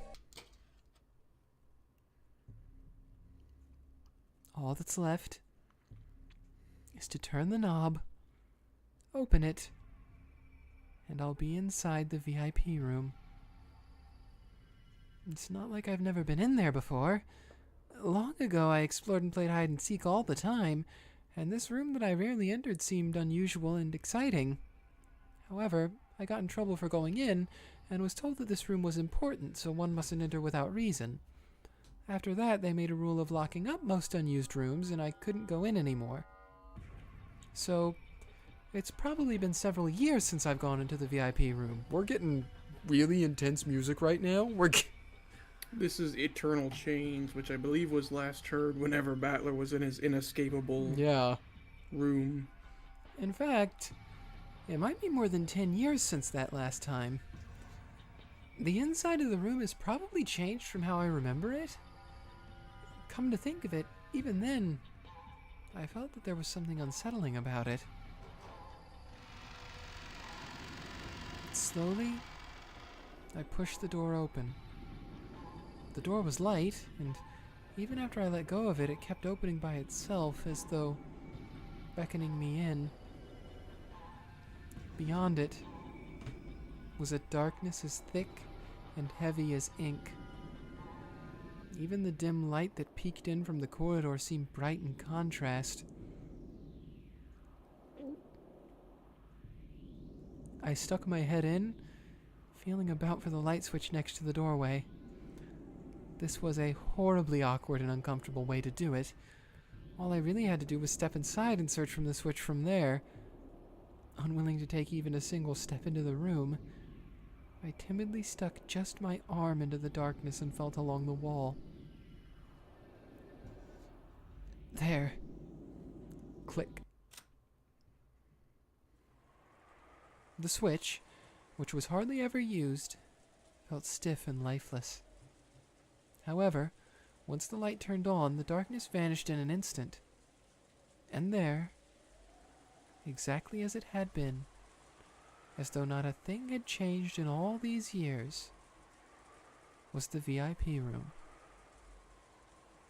The curtain and the bed cover might have been slightly different, and maybe the chairs and the like had changed too. Still, if I had to put it in words, I'd call it the feel. The vibe. The stiff, lifeless feel of this room hadn't changed. If I hang around here, someone might find me. I'd rather not have Mom find me here. I readied myself. And though I couldn't even bring myself to enter this room when the lights were out, I finally entered.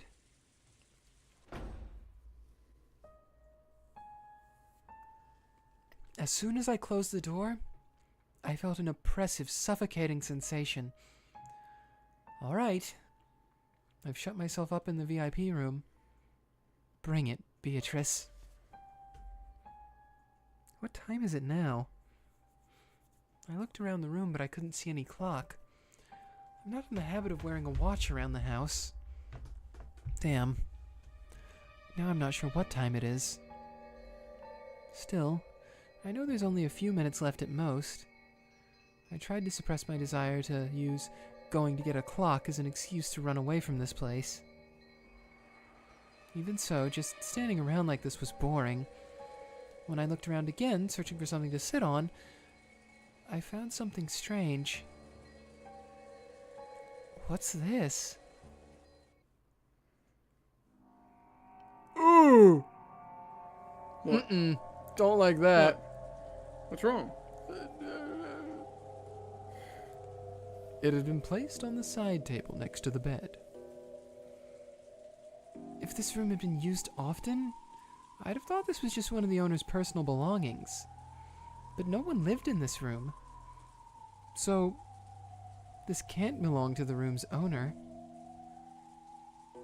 What is this? An offering or something? Creepy. It really did look like an offering. A small French doll was sitting on the side table. The doll's hair was gold. It was wearing a black dress.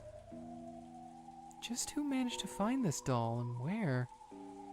There's no doubt someone placed the doll here to symbolize Beatrice. Does that mean this doll is supposed to be the owner of this room or something? And looking like an offering to that owner, there sat a small plate with several cookies and wrapped chocolates. It was all set out neatly, and there was no dust piled up on the doll. In other words, both the doll and the offering were taken care of on a regular basis by the servants, kept in good condition along with the rest of the room. Taken care of? No, it's more than that. It looked like an offering, like some sort of worship. A prayer saying, "Please don't curse us." So even though the doll was more than eerie enough by itself, viscerally, it was even more unnerving to imagine it being kept safe and worshipped in a place like this. Stupid. Am I supposed to clap my hands together and say, "Please don't curse me"? Jessica forced herself to look away from the bizarre doll. She couldn't bring herself to sit on a bed that wasn't hers. Then again, she didn't really feel like sitting down on a chair either. Floor. She had lost any desire to sit on anything in this room.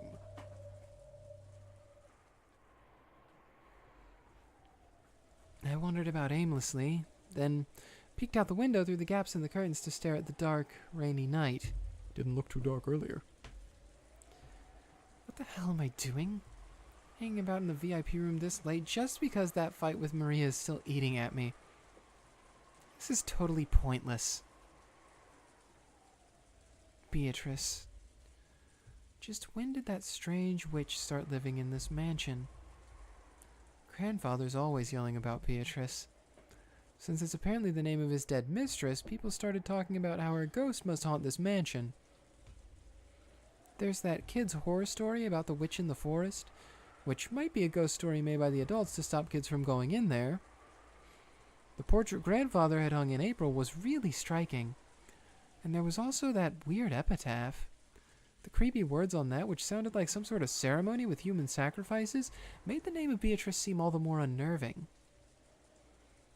At some point, those stories mixed together, and now people say that the witch Beatrice exists. I don't believe in Beatrice, because I know she's just a fictional person made by the fusion of a few horror stories.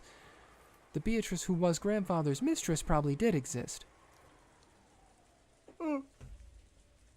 But she wasn't a witch. This is Kinzo's anime waifu doll collection. He's being a Westaboo again. True. He's got to get him French. They're cool. They're action figures. They're action figures. Nazi, there. The story of the Witch of the Forest was made up by the adults to prevent their kids from getting lost in the woods. But that was just a made-up story, not reality. In fact, I've heard that the adults here once scared the kids with stories about wolves living in the forest. Apparently, the kids realized that wolves couldn't possibly be there, so it was changed to the witch. When the portrait was hung, that once vague character suddenly had a face, and people acted as though she had been around since long ago. That's right. It's all a ghost story someone made. A fiction. And Maria calls Beatrice her best friend, and the servants worship her like a household shrine. I just don't get it, and it creeps me out. The sudden ring of the phone made me jump so hard I thought my heart would explode. There was a phone on the bedside table across from the one with the doll, and it was ringing noisily. However, I was only surprised by the first ring. By the time it had rung 3 times, I regained my cool enough to grumble about this being a prank done by someone trying to scare me. If I rush to pick it up, I'll probably hear someone laughing at me, saying, "Were you scared?" I thought about ignoring it instead, but it kept on ringing incessantly. I was pretty loud to have going on this late at night. If Mom somehow manages to hear it from her room, I'm screwed. Okay, I've got it. Might as well say you scared me or whatever. I decided to pick up the receiver. I'd just say that surprised me, vahahaha, and maybe follow that up with, looks like Beatrice didn't show up after all. After all, this is my victory, in a sense. Hello? Oh! Hi, Beatrice! Huh? Maria? I don't get it. Did I hear that wrong? Why would Maria be calling here? Hello? Thanks for teaching me that fun song last time. In return, I'm gonna sing you a song, Beatrice. I just learned this one. Ooh! The voice, the intonation, the manner of speech, all of it clearly belonged to Maria, but what's she talking about all by herself? Maria just kept on talking happily as I stood there, stunned and unable to interrupt.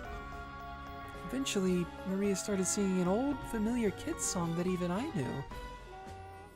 I don't get it. Maria? Hello? Wait a sec, stop singing! What's going on? I don't get it! Hello? The voice and the lights, everything disappeared. In the pitch black, I couldn't see anything, couldn't tell what was happening. I don't get it. What's going on?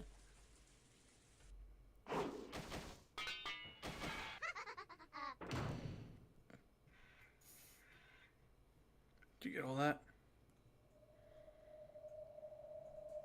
What the hell was that? Does being in darkness really slow us humans down so much? I know it's dark, but I really have absolutely no idea what just happened. What was that shuffling sound just now? I'm not sure. I can't explain it. I heard an incredible slithering sound like someone crawling out of a bed. I didn't think I'd heard it. It wasn't that vague. I definitely heard it happen right next to me clearly.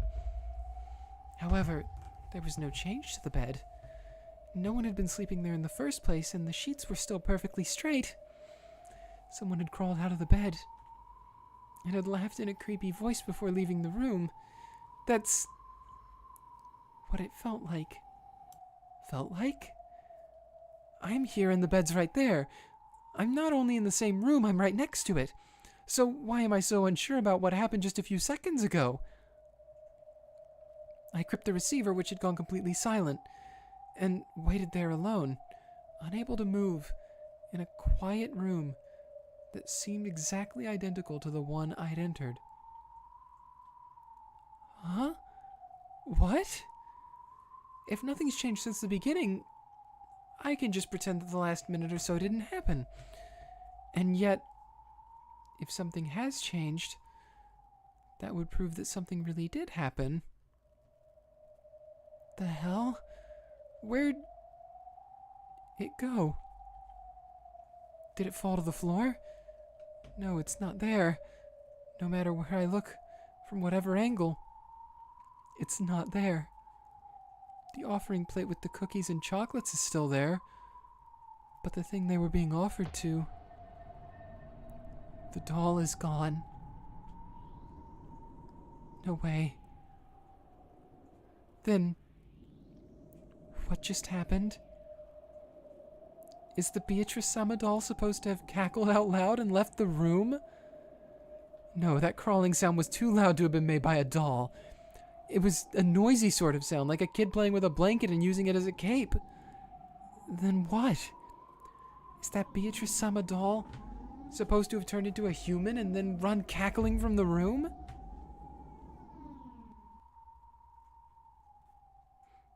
No way. After that, nothing happened. The doll alone disappeared, and nothing else changed. In a VIP room that had remained completely unchanged and was filled with only the sound of wind and rain, I stood there, too shocked to move.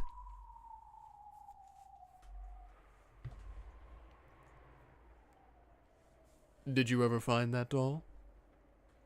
I looked everywhere, even under the bed, but I didn't find it. Just what do you think had happened in that room? I don't think it was actually Beatrice-sama's curse. It might have been a prank done by the servants. A prank? Maybe they recorded Maria's voice beforehand. They then called it exactly 2 and pushed the play button. They could have cut the power at the switchboard or something. Then someone who'd been hiding in the VIP room would make a creepy laugh, take the doll, and leave. If that's how it happened, everything fits. Doesn't sound like you're really convinced. No kidding. After all, if that was just a prank to scare me, the scale was way too large. They made Maria sing beforehand and recorded it. Then someone called the VIP room and replayed that recording. Then someone waited until exactly the right time and tripped the breaker for the VIP room. To turn off the power to the VIP room, you'd have to go to the basement. There's a switchboard booth down there in the boiler room. There's no phone line down there, so you'd need a different person to play back Maria's tape. And you'd need another person to hide in the VIP room and cackle before leaving. And just how long would this person have to hide in the VIP room beforehand? How long would they have to hide in the pitch black VIP room under the bed, for example?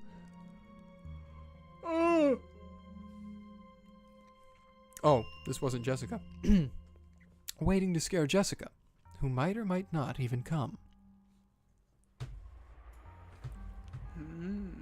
There's no way it could be a witch's curse. But still, to me, it's even creepier to imagine that many people planning everything down to the slightest detail and waiting for several hours in the darkness just to scare me. I agree. A curse would be better. Did you ask the servants about that? Oh my goodness, my voice. Did you ask the servants about that later on? Mm-hmm. What's the point? They just play dumb, of course. And there had to have been at least 3 of them. On that day, Genji-san, Goda-san, Kumasawa-san, and Shannon-san stayed the night. Shannon stayed the night. Sorry. I forget that I'm better friends with her. So 3 of those 4 helped out with that creepy prank? It doesn't make sense. That's why I couldn't ask about it.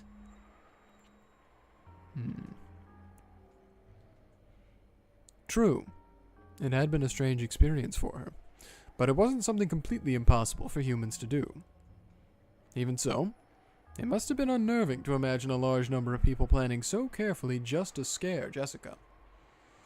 It's no surprise that Jessica found this scarier than Beatrice's curse.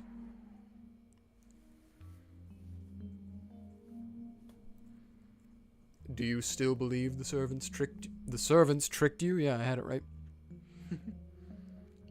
No. I was probably scared and mistook what I saw and heard. The doll probably just fell somewhere and I just had trouble finding it. Are you trying to say you imagined the whole thing? Other than the doll disappearing, there was no other proof that anything had changed.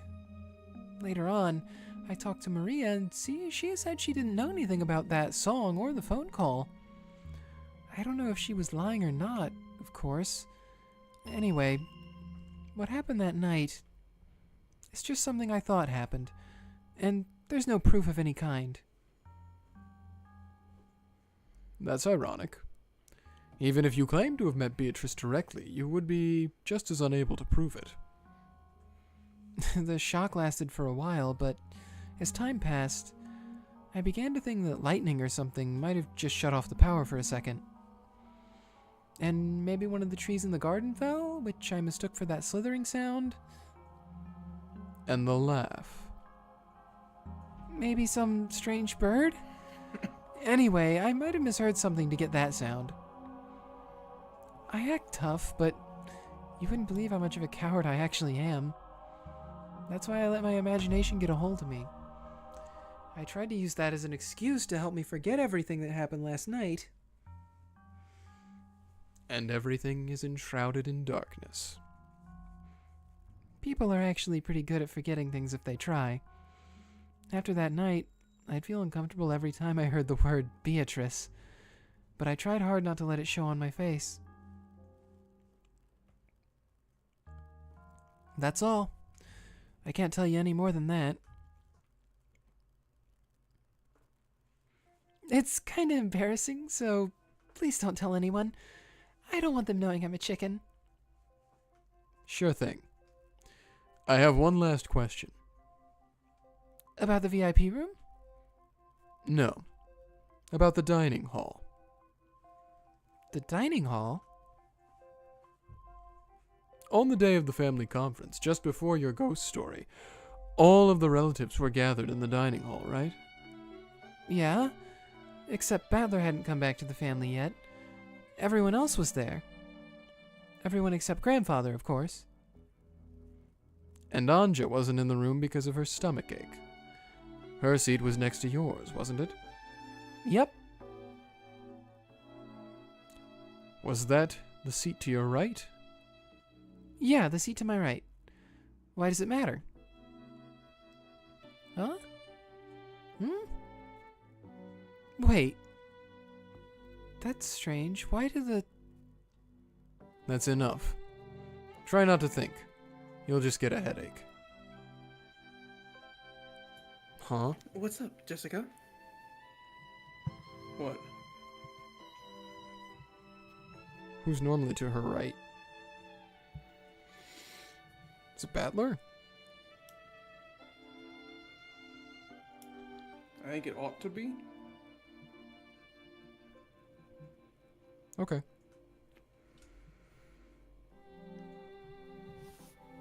Why the confused look? Well, right. Left. Huh? You're so weird. And in this, Leon also said that Battler's the closest in age to him, which would make him older than George, wouldn't it? No. No? No. Oh, is Leon not the oldest of the cousins still out of all of this? Correct. Okay. I was working under the assumption that he was. No. Okay. He's the successor, but he's not the oldest among the cousins. Okay. How's it going, Will? Have George Nissan and Jessica told you anything useful? A bit. That ghost story about Beatrice was pretty fun. A ghost story? What kind of story? The one about Beatrice's ghost appearing in the VIP room at 2 o'clock in the morning. It was pretty creepy. never heard of that. I don't know who put that out there, but that'd be really rude, making up ghost stories about the woman our head is indebted to. A model answer. He does not look pleased. He never looks pleased. You know? Yeah. What? Do you know about the epitaph, Leon? Epitaph? What epitaph? That epitaph by Beatrice's portrait. My apologies, but I have no idea what you mean. Behold the Sweetfish River running through my beloved hometown.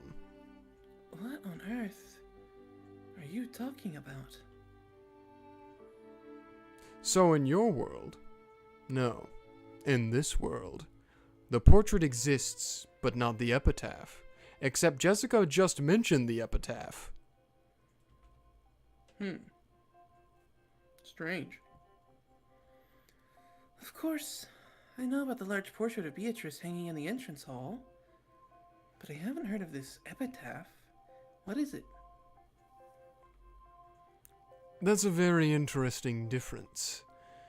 You've lived on Rokkenjima all your life, right? Of course. What's your point? When you were a little kid, you were told not to go near the woods. Threatened about it. Yes. They always said to stay away since it would be dangerous if we get lost. Because a witch lives in the forest? A witch? What witch? The Golden Witch, ruler of Rokkenjima's night. Beatrice. Beatrice is a woman to whom grandfather owes a great debt. Don't you think it's a bit rude to treat her like a witch or a ghost? Yeah, you put respect on the title of witch, Leon. You don't know about the witch Beatrice. I know about the Beatrice who came here in a submarine along with the gold, and about her daughter who was raised in a hidden mansion. We just learned about those two together a short while ago, right? Where does the witch come in? I see. So that's it. Then, how did they scare you? To keep you from going into the woods? They said that wolves lived in the forest. Wolves. But not a witch. I see. That's interesting. Not to me. What are you talking about? What is this witch? I'm just talking to myself. I have one more question. Please, go ahead. During the family conference, who sits to your right at the dining table? My little sister Jessica sits across from me.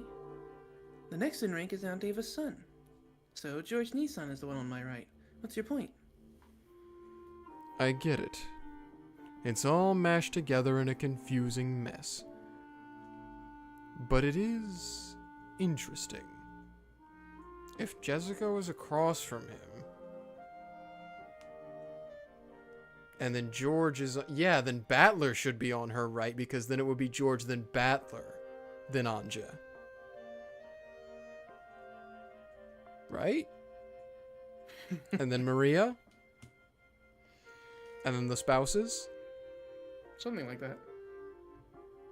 Is this supposed to be like more hint that Battler's not real or something? Like what? Or that at least something weird's going on because Jessica was like, it's Anja, duh. And then she was like, wait, huh? It's showing that this is just a big old mash, like he just said. It's a mashup of several fragments. Yeah, I forgot about that. Yeah, earlier it was mentioned it's a stitching together of different information. Which These is why, pieces- yeah, which is why Jessica knows about the epitaph and Leon doesn't. Okay, yep. Yeah, they all have different memories from different fragments. It's broken. It's anyway. Well, I'm still in the dark here. And that's Oh, what I was gonna say, boy. Didn't expect that to end there. Okay. I think we can shoot for one more, Yeah? because the next one has a total of 3 characters involved and 4 songs play. Oh my goodness, okay. Yeah, sure. So I think we can do it unless it's exceptionally long and I'm just underestimating it, but I have no idea. Okay. So we'll just try to go in We'll try, for as yeah. long as we can. I know you gotta go, so yeah. you just call it. If it gets to that time, yeah, we'll just call it when it comes that time. Okay. Also, that chapter was called Ghost Story of the VIP Room. Alright. Hopefully this time it'll be me talking and you won't have to worry so much. Ugh. So, did you figure out who killed Beatrice? Yeah. More or less. Dang. You don't mean the head, do you?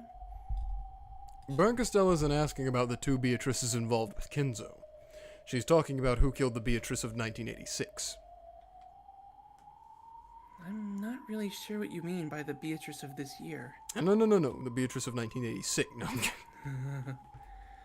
What's all this about a witch called Beatrice? And then there's what we were just talking about in that epitaph, too. Isn't it about time you explained all this to me? Alright. No point stringing you along. You are a piece. No, I'm kidding. Let's start from the beginning. Who is this witch, Beatrice? Strictly speaking, it isn't a person. It's the concept known as Beatrice the Golden Witch. You mean the ghost stories themselves? To be more specific, even the ghost stories are only one of the elements to create the concept. You've lost me. Ghost stories are normally told in the second person or third person. However, someone started telling those in the first person. You mean someone started claiming that they were Beatrice? The legend of Rokkenjima's evil spirits, and the made-up story for keeping kids out of the forest. These were combined with Kinzo's constant cries of Beatrice, Beatrice, and gradually became the legend of the witch. Ushiromiya Maria became entranced by that fictional witch and begged for a chance to meet her. And then, someone answered her call. I'm still not following, but I'll just nod and tell you to keep going. What do you mean by answer her call? Because of Ushiromiya Maria's unfortunate childhood history, she became obsessed with the occult. Someone felt sympathy for her, acted the part of Beatrice, and played with her. Maria tends to recognize people by their behavior rather than their physical appearance. Though Rosa is only one person, Maria calls her mother the Black Witch when she gets violent. And, at these times, Maria views Rosa as a different person, separate from her mother. In other words, even when a person visually looks the same, she tends to view them as different people depending on their attitude. This fact puts the scene where Maria first meets Beatrice in a new light. After being chased out of the mansion by the adults, Maria decided to have some tea in the rose garden. At that time, someone probably started talking to Maria. Then, when they heard this occult-loving girl talking happily about how she wanted to meet the witch Beatrice, this person acted as though Beatrice was possessing them. On the outside, they didn't look like Beatrice. However, when their manner of speech and behavior changed abruptly, Maria would recognize them as a different person. That's why her appearance was so sudden. We can probably view Maria's love of witches and the occult as a form of escapism. She believed the power of witches could bring about change in her unfulfilling and incomplete life. That's why she wanted to believe that witches existed. She thought that believing could make her happy. I don't know why my brain got even though out of that. Oops. It's true that Aunt Rosa brought up Maria by herself and that she was always busy with work. I do feel sorry for Maria, but still. Don't neglect the heart. Maria believed for the sake of believing. She believed in Beatrice's conjuring trick from the bottom of her heart. That probably comforted her a lot. And at that moment, the witch Beatrice was born.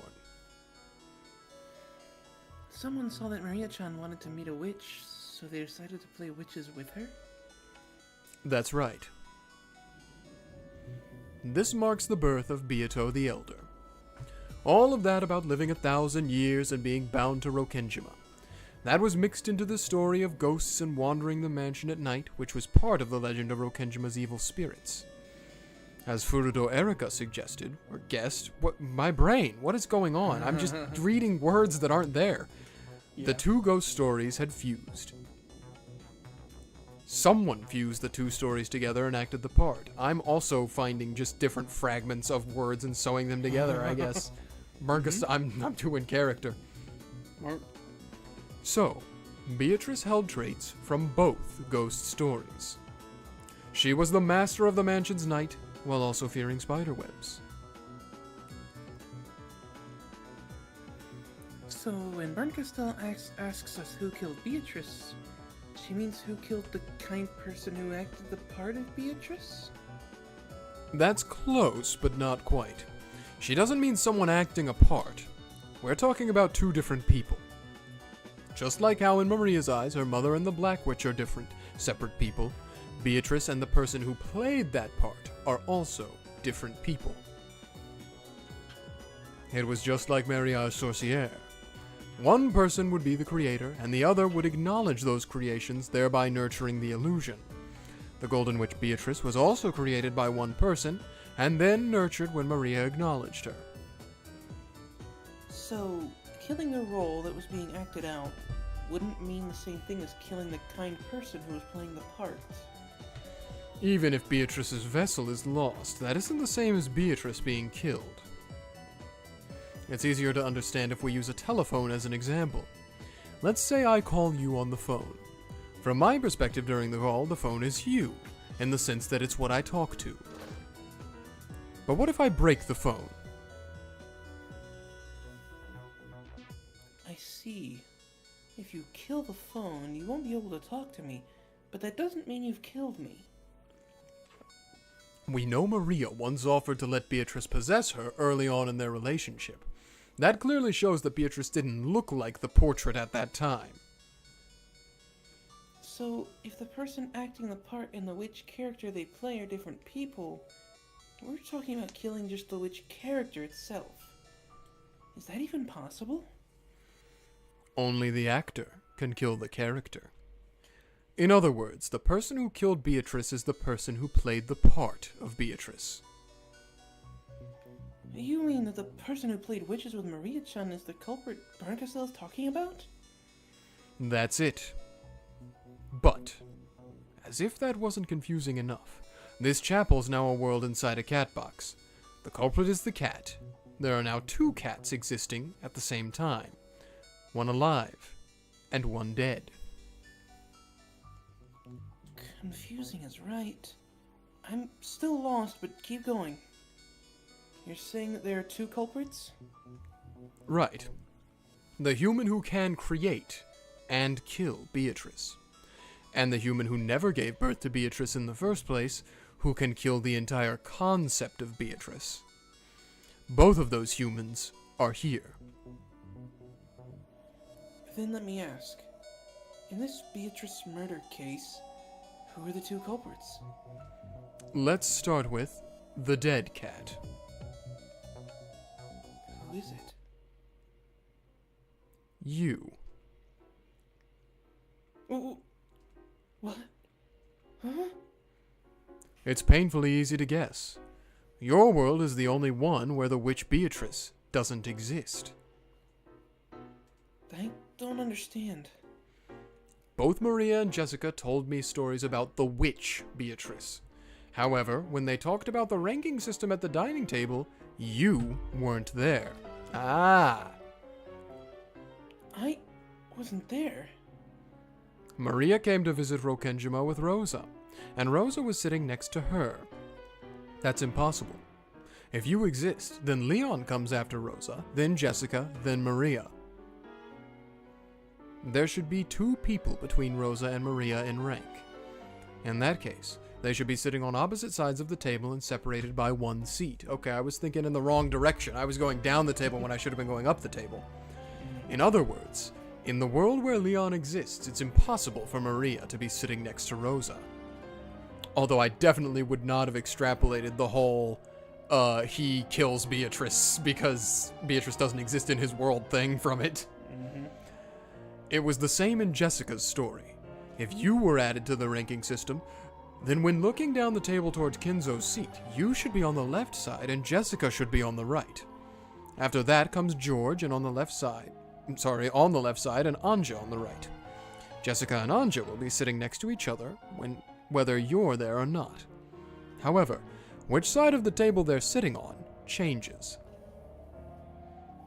In the world where Leon exists, Anja's seat is on Jessica's left. However, if Leon doesn't exist, then Anja's seat is on Jessica's right. Every time someone talked about the Witch Beatrice of 1986, they were all talking about a world where you don't exist. And in your world, there are no ghost stories about a witch. To you, Beatrice is either Kinzo's mistress or his benefactor, not a wandering ghost. The hen loved Beatrice deeply, did he not? I can't imagine why she would be made into a ghost story. Exactly. If you exist, the witch Beatrice doesn't. Your existence kills Beatrice. Are you saying I'm the culprit who killed Beatrice? That's just crazy. How can I be the culprit if I don't even understand her and have never met her? Flip it around. If you don't exist, Beatrice will be born. Flip it. Are you trying to say Beatrice and I are two sides of a coin? Coin theory! That's a good way to put it. That's it exactly. You're a coin, and Beatrice is on the other side. I don't get it at all. At first, I didn't get your existence either. But I formed a theory about you after hearing all this.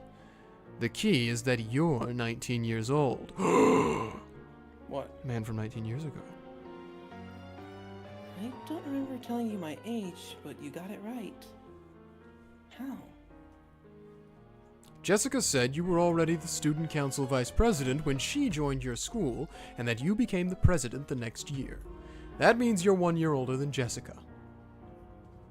Jessica is 18 years old, so Leon must be 19. And also he said Battler was the same age as him, too. I see. And what sort of theory can you make now that you know I'm 19? Dang! The theory I can make is that you aren't Ushiromiya Natsuhi's child.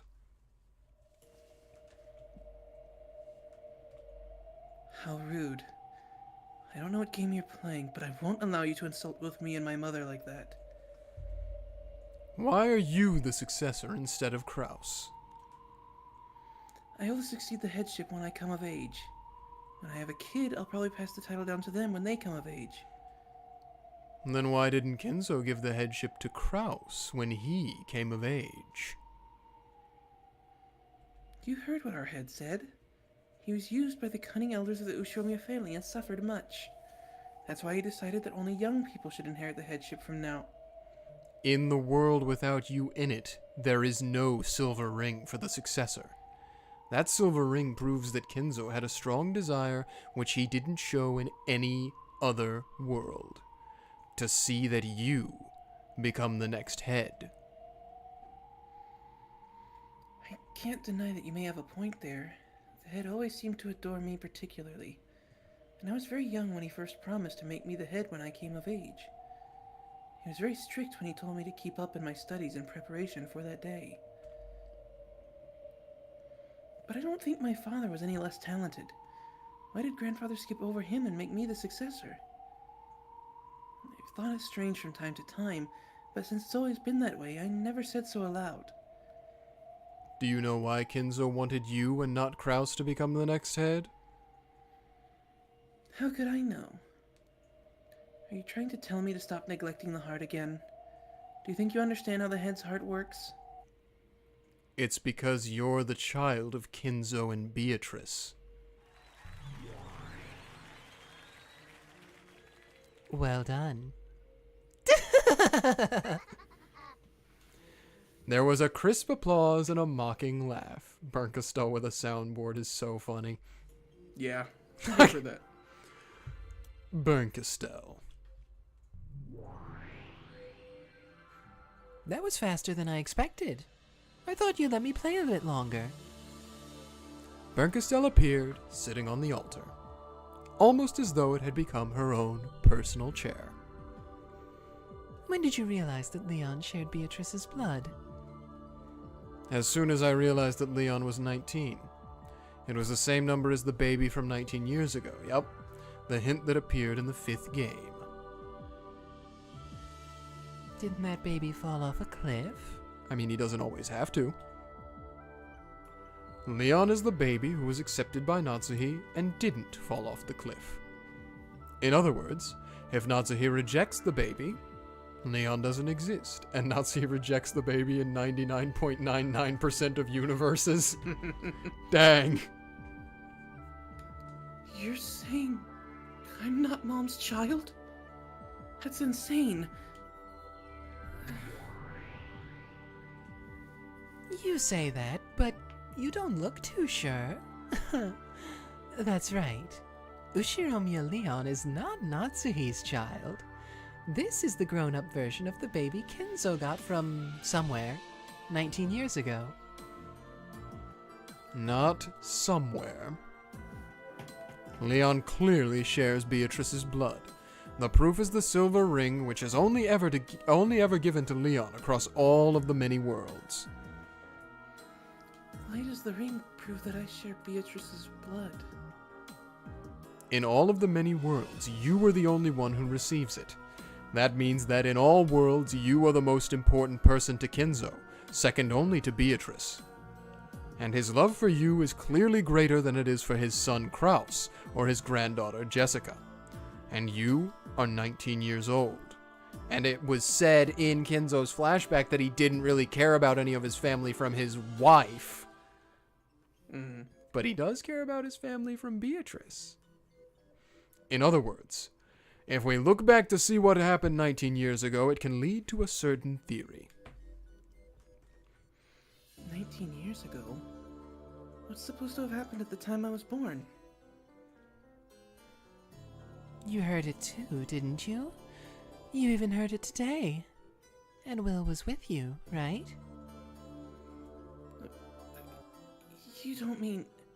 And Rosa's story? That's right. Rosa's story came out in the 3rd game, and when the age of the baby in the 5th game matched that date, a certain theory became possible. The fact that Kinzo brought a baby from somewhere and tried to add it to his family proves that the baby was somehow important to him. And I'm the child of the Kouadorian Beatrice. The Kouadorian Beatrice was the daughter of the Beatrice who arrived in that submarine. But Kinzo didn't think of her as a daughter. He believed she was the same person, Beatrice reborn. When that reborn Beatrice reached the same age as the first Beatrice, and truly looked like Beatrice's double, Kinzo made a terrible mistake. I don't want to hear it!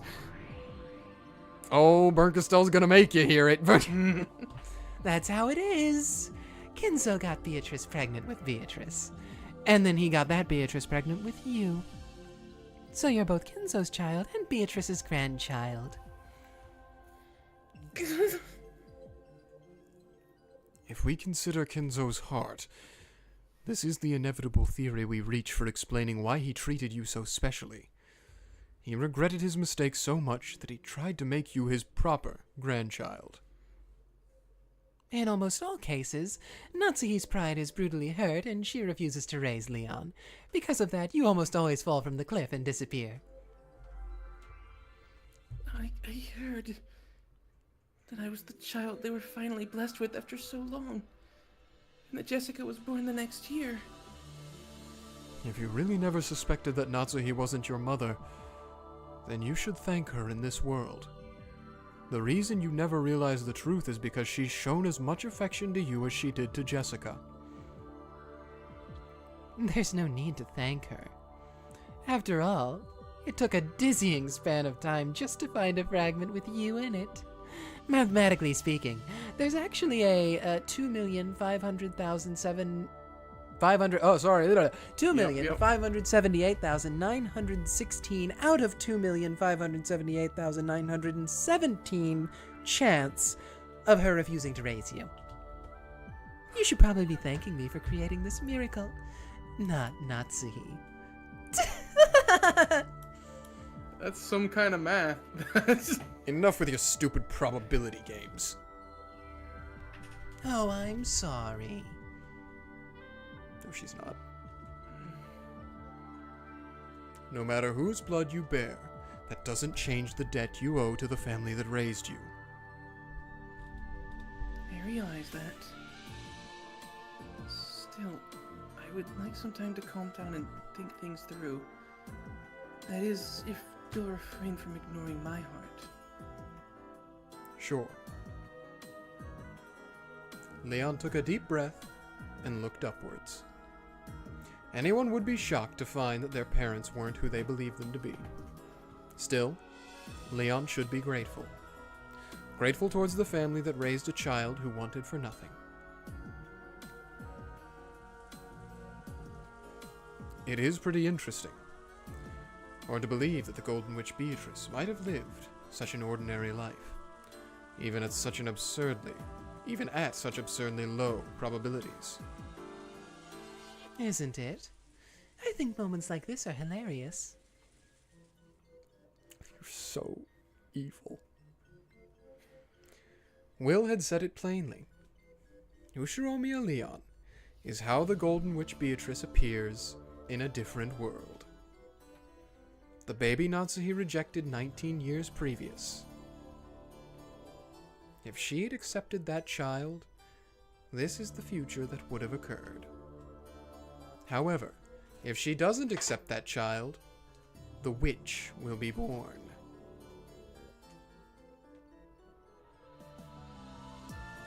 The baby whose birth was not celebrated becomes a witch. Leon is the dead cat. However, Leon's existence has nothing to do with what you're interested in, the Rokkenjima serial murders. In other words, Leon is the cat that disappears when you open the cat box. Exactly. Leon is just a disappearing cat. But this was pretty fun for a side trip, don't you think? You're the only one having fun. If I wasn't trapped here, I wouldn't even worry about reasoning this out.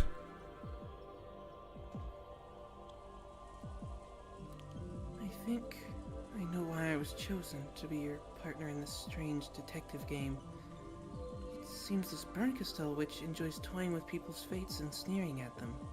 Oh, you don't even know, Leon. Wow, incredible. It's rare for someone to understand me on the day we meet. Apparently, I become something that gets called a witch in another world. And apparently, I'm the cause of some sort of crime? Is that my sin? And you're married to Battler. It's no sin of yours. You are you. How things would be if the coin were flipped the other way isn't your problem. Thank you. Even so, I don't think anyone would be pleased to hear that they caused some sort of trouble in a world of a different fate. Please, tell me, what do I do in that other world? Let's check. Zzz. It's him and Battler kissing. Not that one, not that. Went too far. Bernkastel. Should we show the fragments to this kid?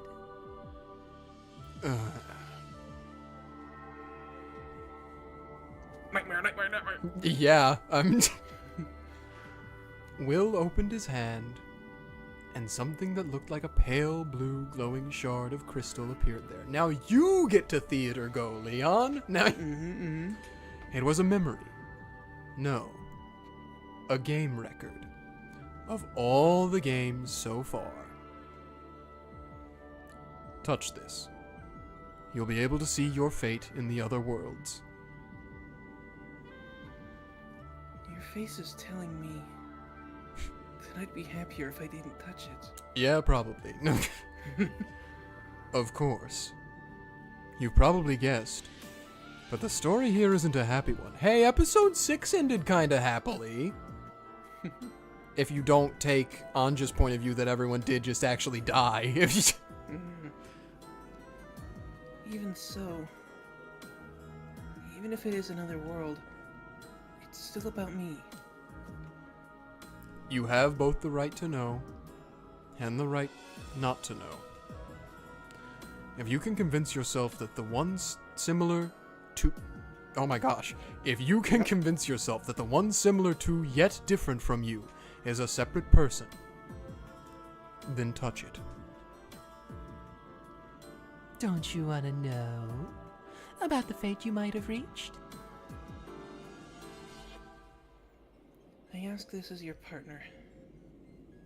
Will you show that to me? As your partner, I'd say look. But as a friend, I'd say don't. Unfortunately, I'm not your friend. Dang. Then, as a partner, I have one last question. What? Why not? No, I'm kidding. True. Are you? I didn't expect that to be the last question. A boy or a girl? Oh, that was abrupt. I could see you as a fairly slender boy, but then again, I could also see you as a no-nonsense sort of girl. Even Bernkastel has been intentionally keeping it a secret. She made Jessica call you our successor-sama all the time instead of Nisan or Nesan. You are quick. People often ask me about my gender, so I always give the same irritated response. What do I look like to you? In the 5th game, you're supposed to be a boy, but in many other games, you're thought of as a girl. In the 6th game, when Ushiromiya Battler was the master, 2 demons of different sexes appeared, but we didn't know which was which. In fact, strictly speaking, it started all the way back in the very first game. Your gender is one of the hidden mysteries that exists outside the games themselves. I'd hate to give you an answer so easily, so I won't. I'm pulling down your pants. We're partners, right? Does it really matter if I'm not the gender you'd prefer? You're right. You look female enough. No, I'm kidding. If we're working together on this, I don't care what your gender is. Thank you. I've developed a bit of a complex about it, so I'm glad to hear you say that.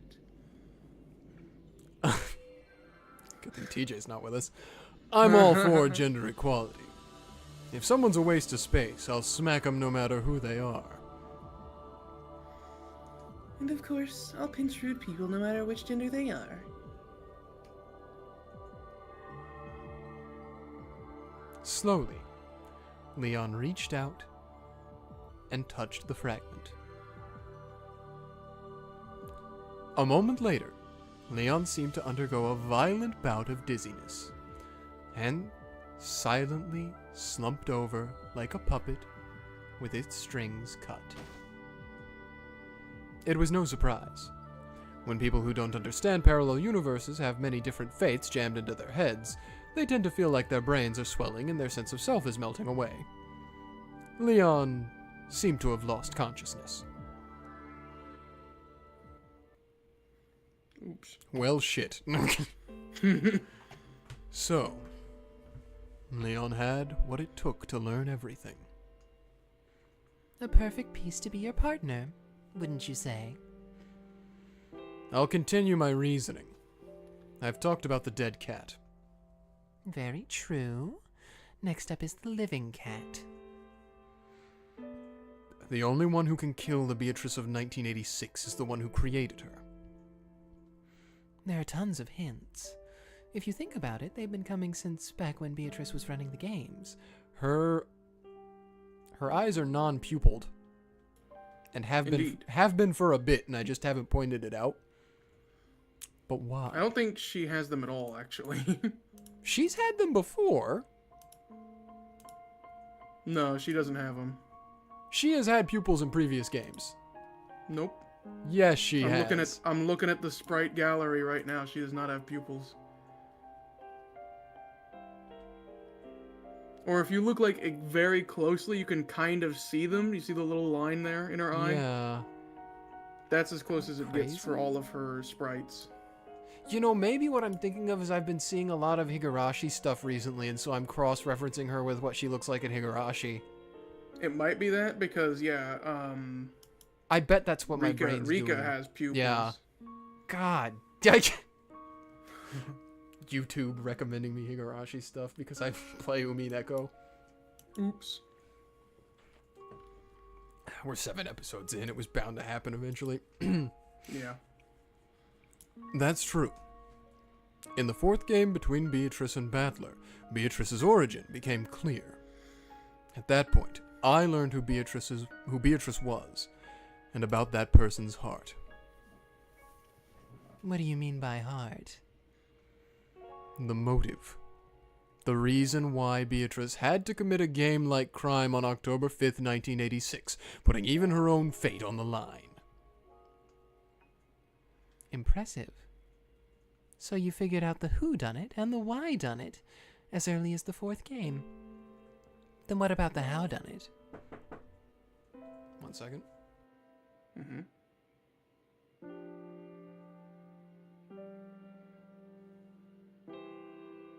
No.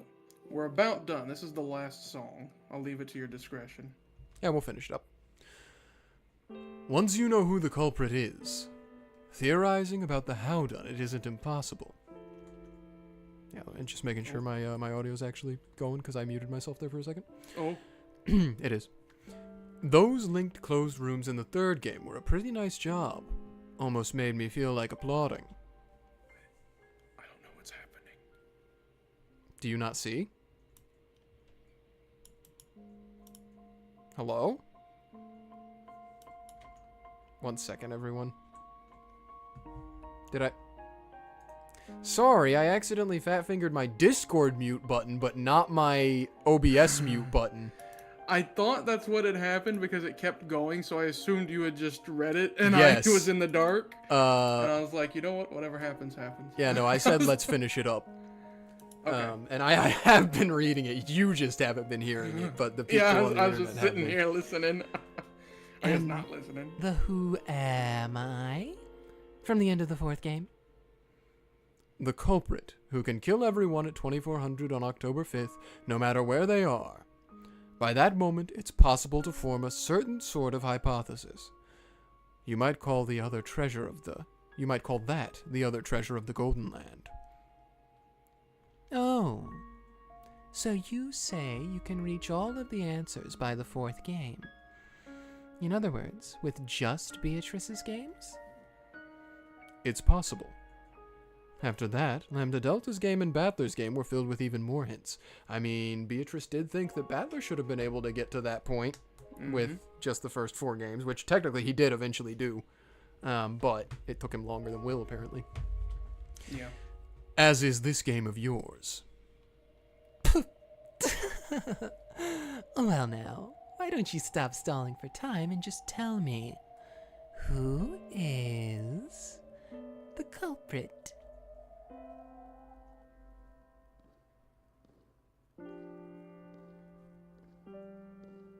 At that moment, though there hadn't been anyone but them in the chapel, small footsteps rang out. That silhouette slowly walked up to Will and Bernkastel and gave a small bow. So, you've come. Did you call this person here? Yeah. Who done it?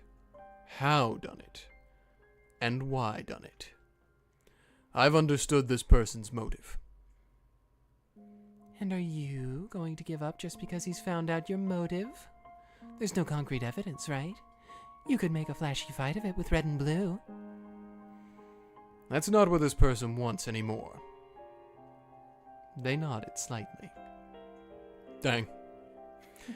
Their wish was to be noticed. Once that had happened, they had no need for trivial excuses or pointless word games. I believe that I understood your motive. Your heart. I'm going to describe it now. I called you here to listen. And correct me in your own words if I've gotten anything wrong. The two of them nodded at each other once more. In your 4 games, I found your message. And in the 3 games with different masters, I was able to picture the strange sort of fate that must have toyed with your life. It left me speechless. In every game, you die without revealing that truth to anyone. Having this person confess in this empty chapel might be pointless. However, even so, I believe it will give her some sort of salvation. People are only saved when someone understands them. No one understands this pitiful witch even after her death, even years later, and including the man she wanted to understand her the most. It's about time someone forgave her. At the end of the 5th game, Battler finally understood. However, it took him so long, and he didn't make it in time. So even though she's alive here and now, Battler cannot save her. So, Battler isn't here at Beatrice's funeral. He won't come. He won't make it in time. This is Beatrice's funeral. You will confess. The Divine Master will hear. And I will forgive you. That's supposed to be Battler's job. But he didn't make it in time. So you'll have to settle for me. And Beato gave Battler so many hints, too. Lambda also gave that idiot a ton of hints. I even got a good laugh in at Battler's game of repentance for missing so much. But I won't make anyone laugh. I'll just dispassionately carry out your funeral. No more talking from you. That's my job. If you're ready, let's begin. No one will rush you. Bernkastel has closed off time for eternity until your funeral ends. You have as much time as you need to prepare yourself emotionally. The silhouette slowly shook its head. It had come here because it was already prepared. Will nodded to show he understood. Then, the two looked into Bernkastel's eyes, and Will spoke out clearly. This is the culprit. Yeah, I didn't expect him to give it to us that easy. Yeah.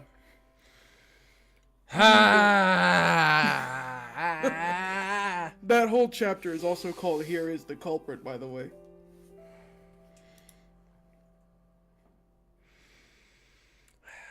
I feel like I'm Are you close. ready? I feel like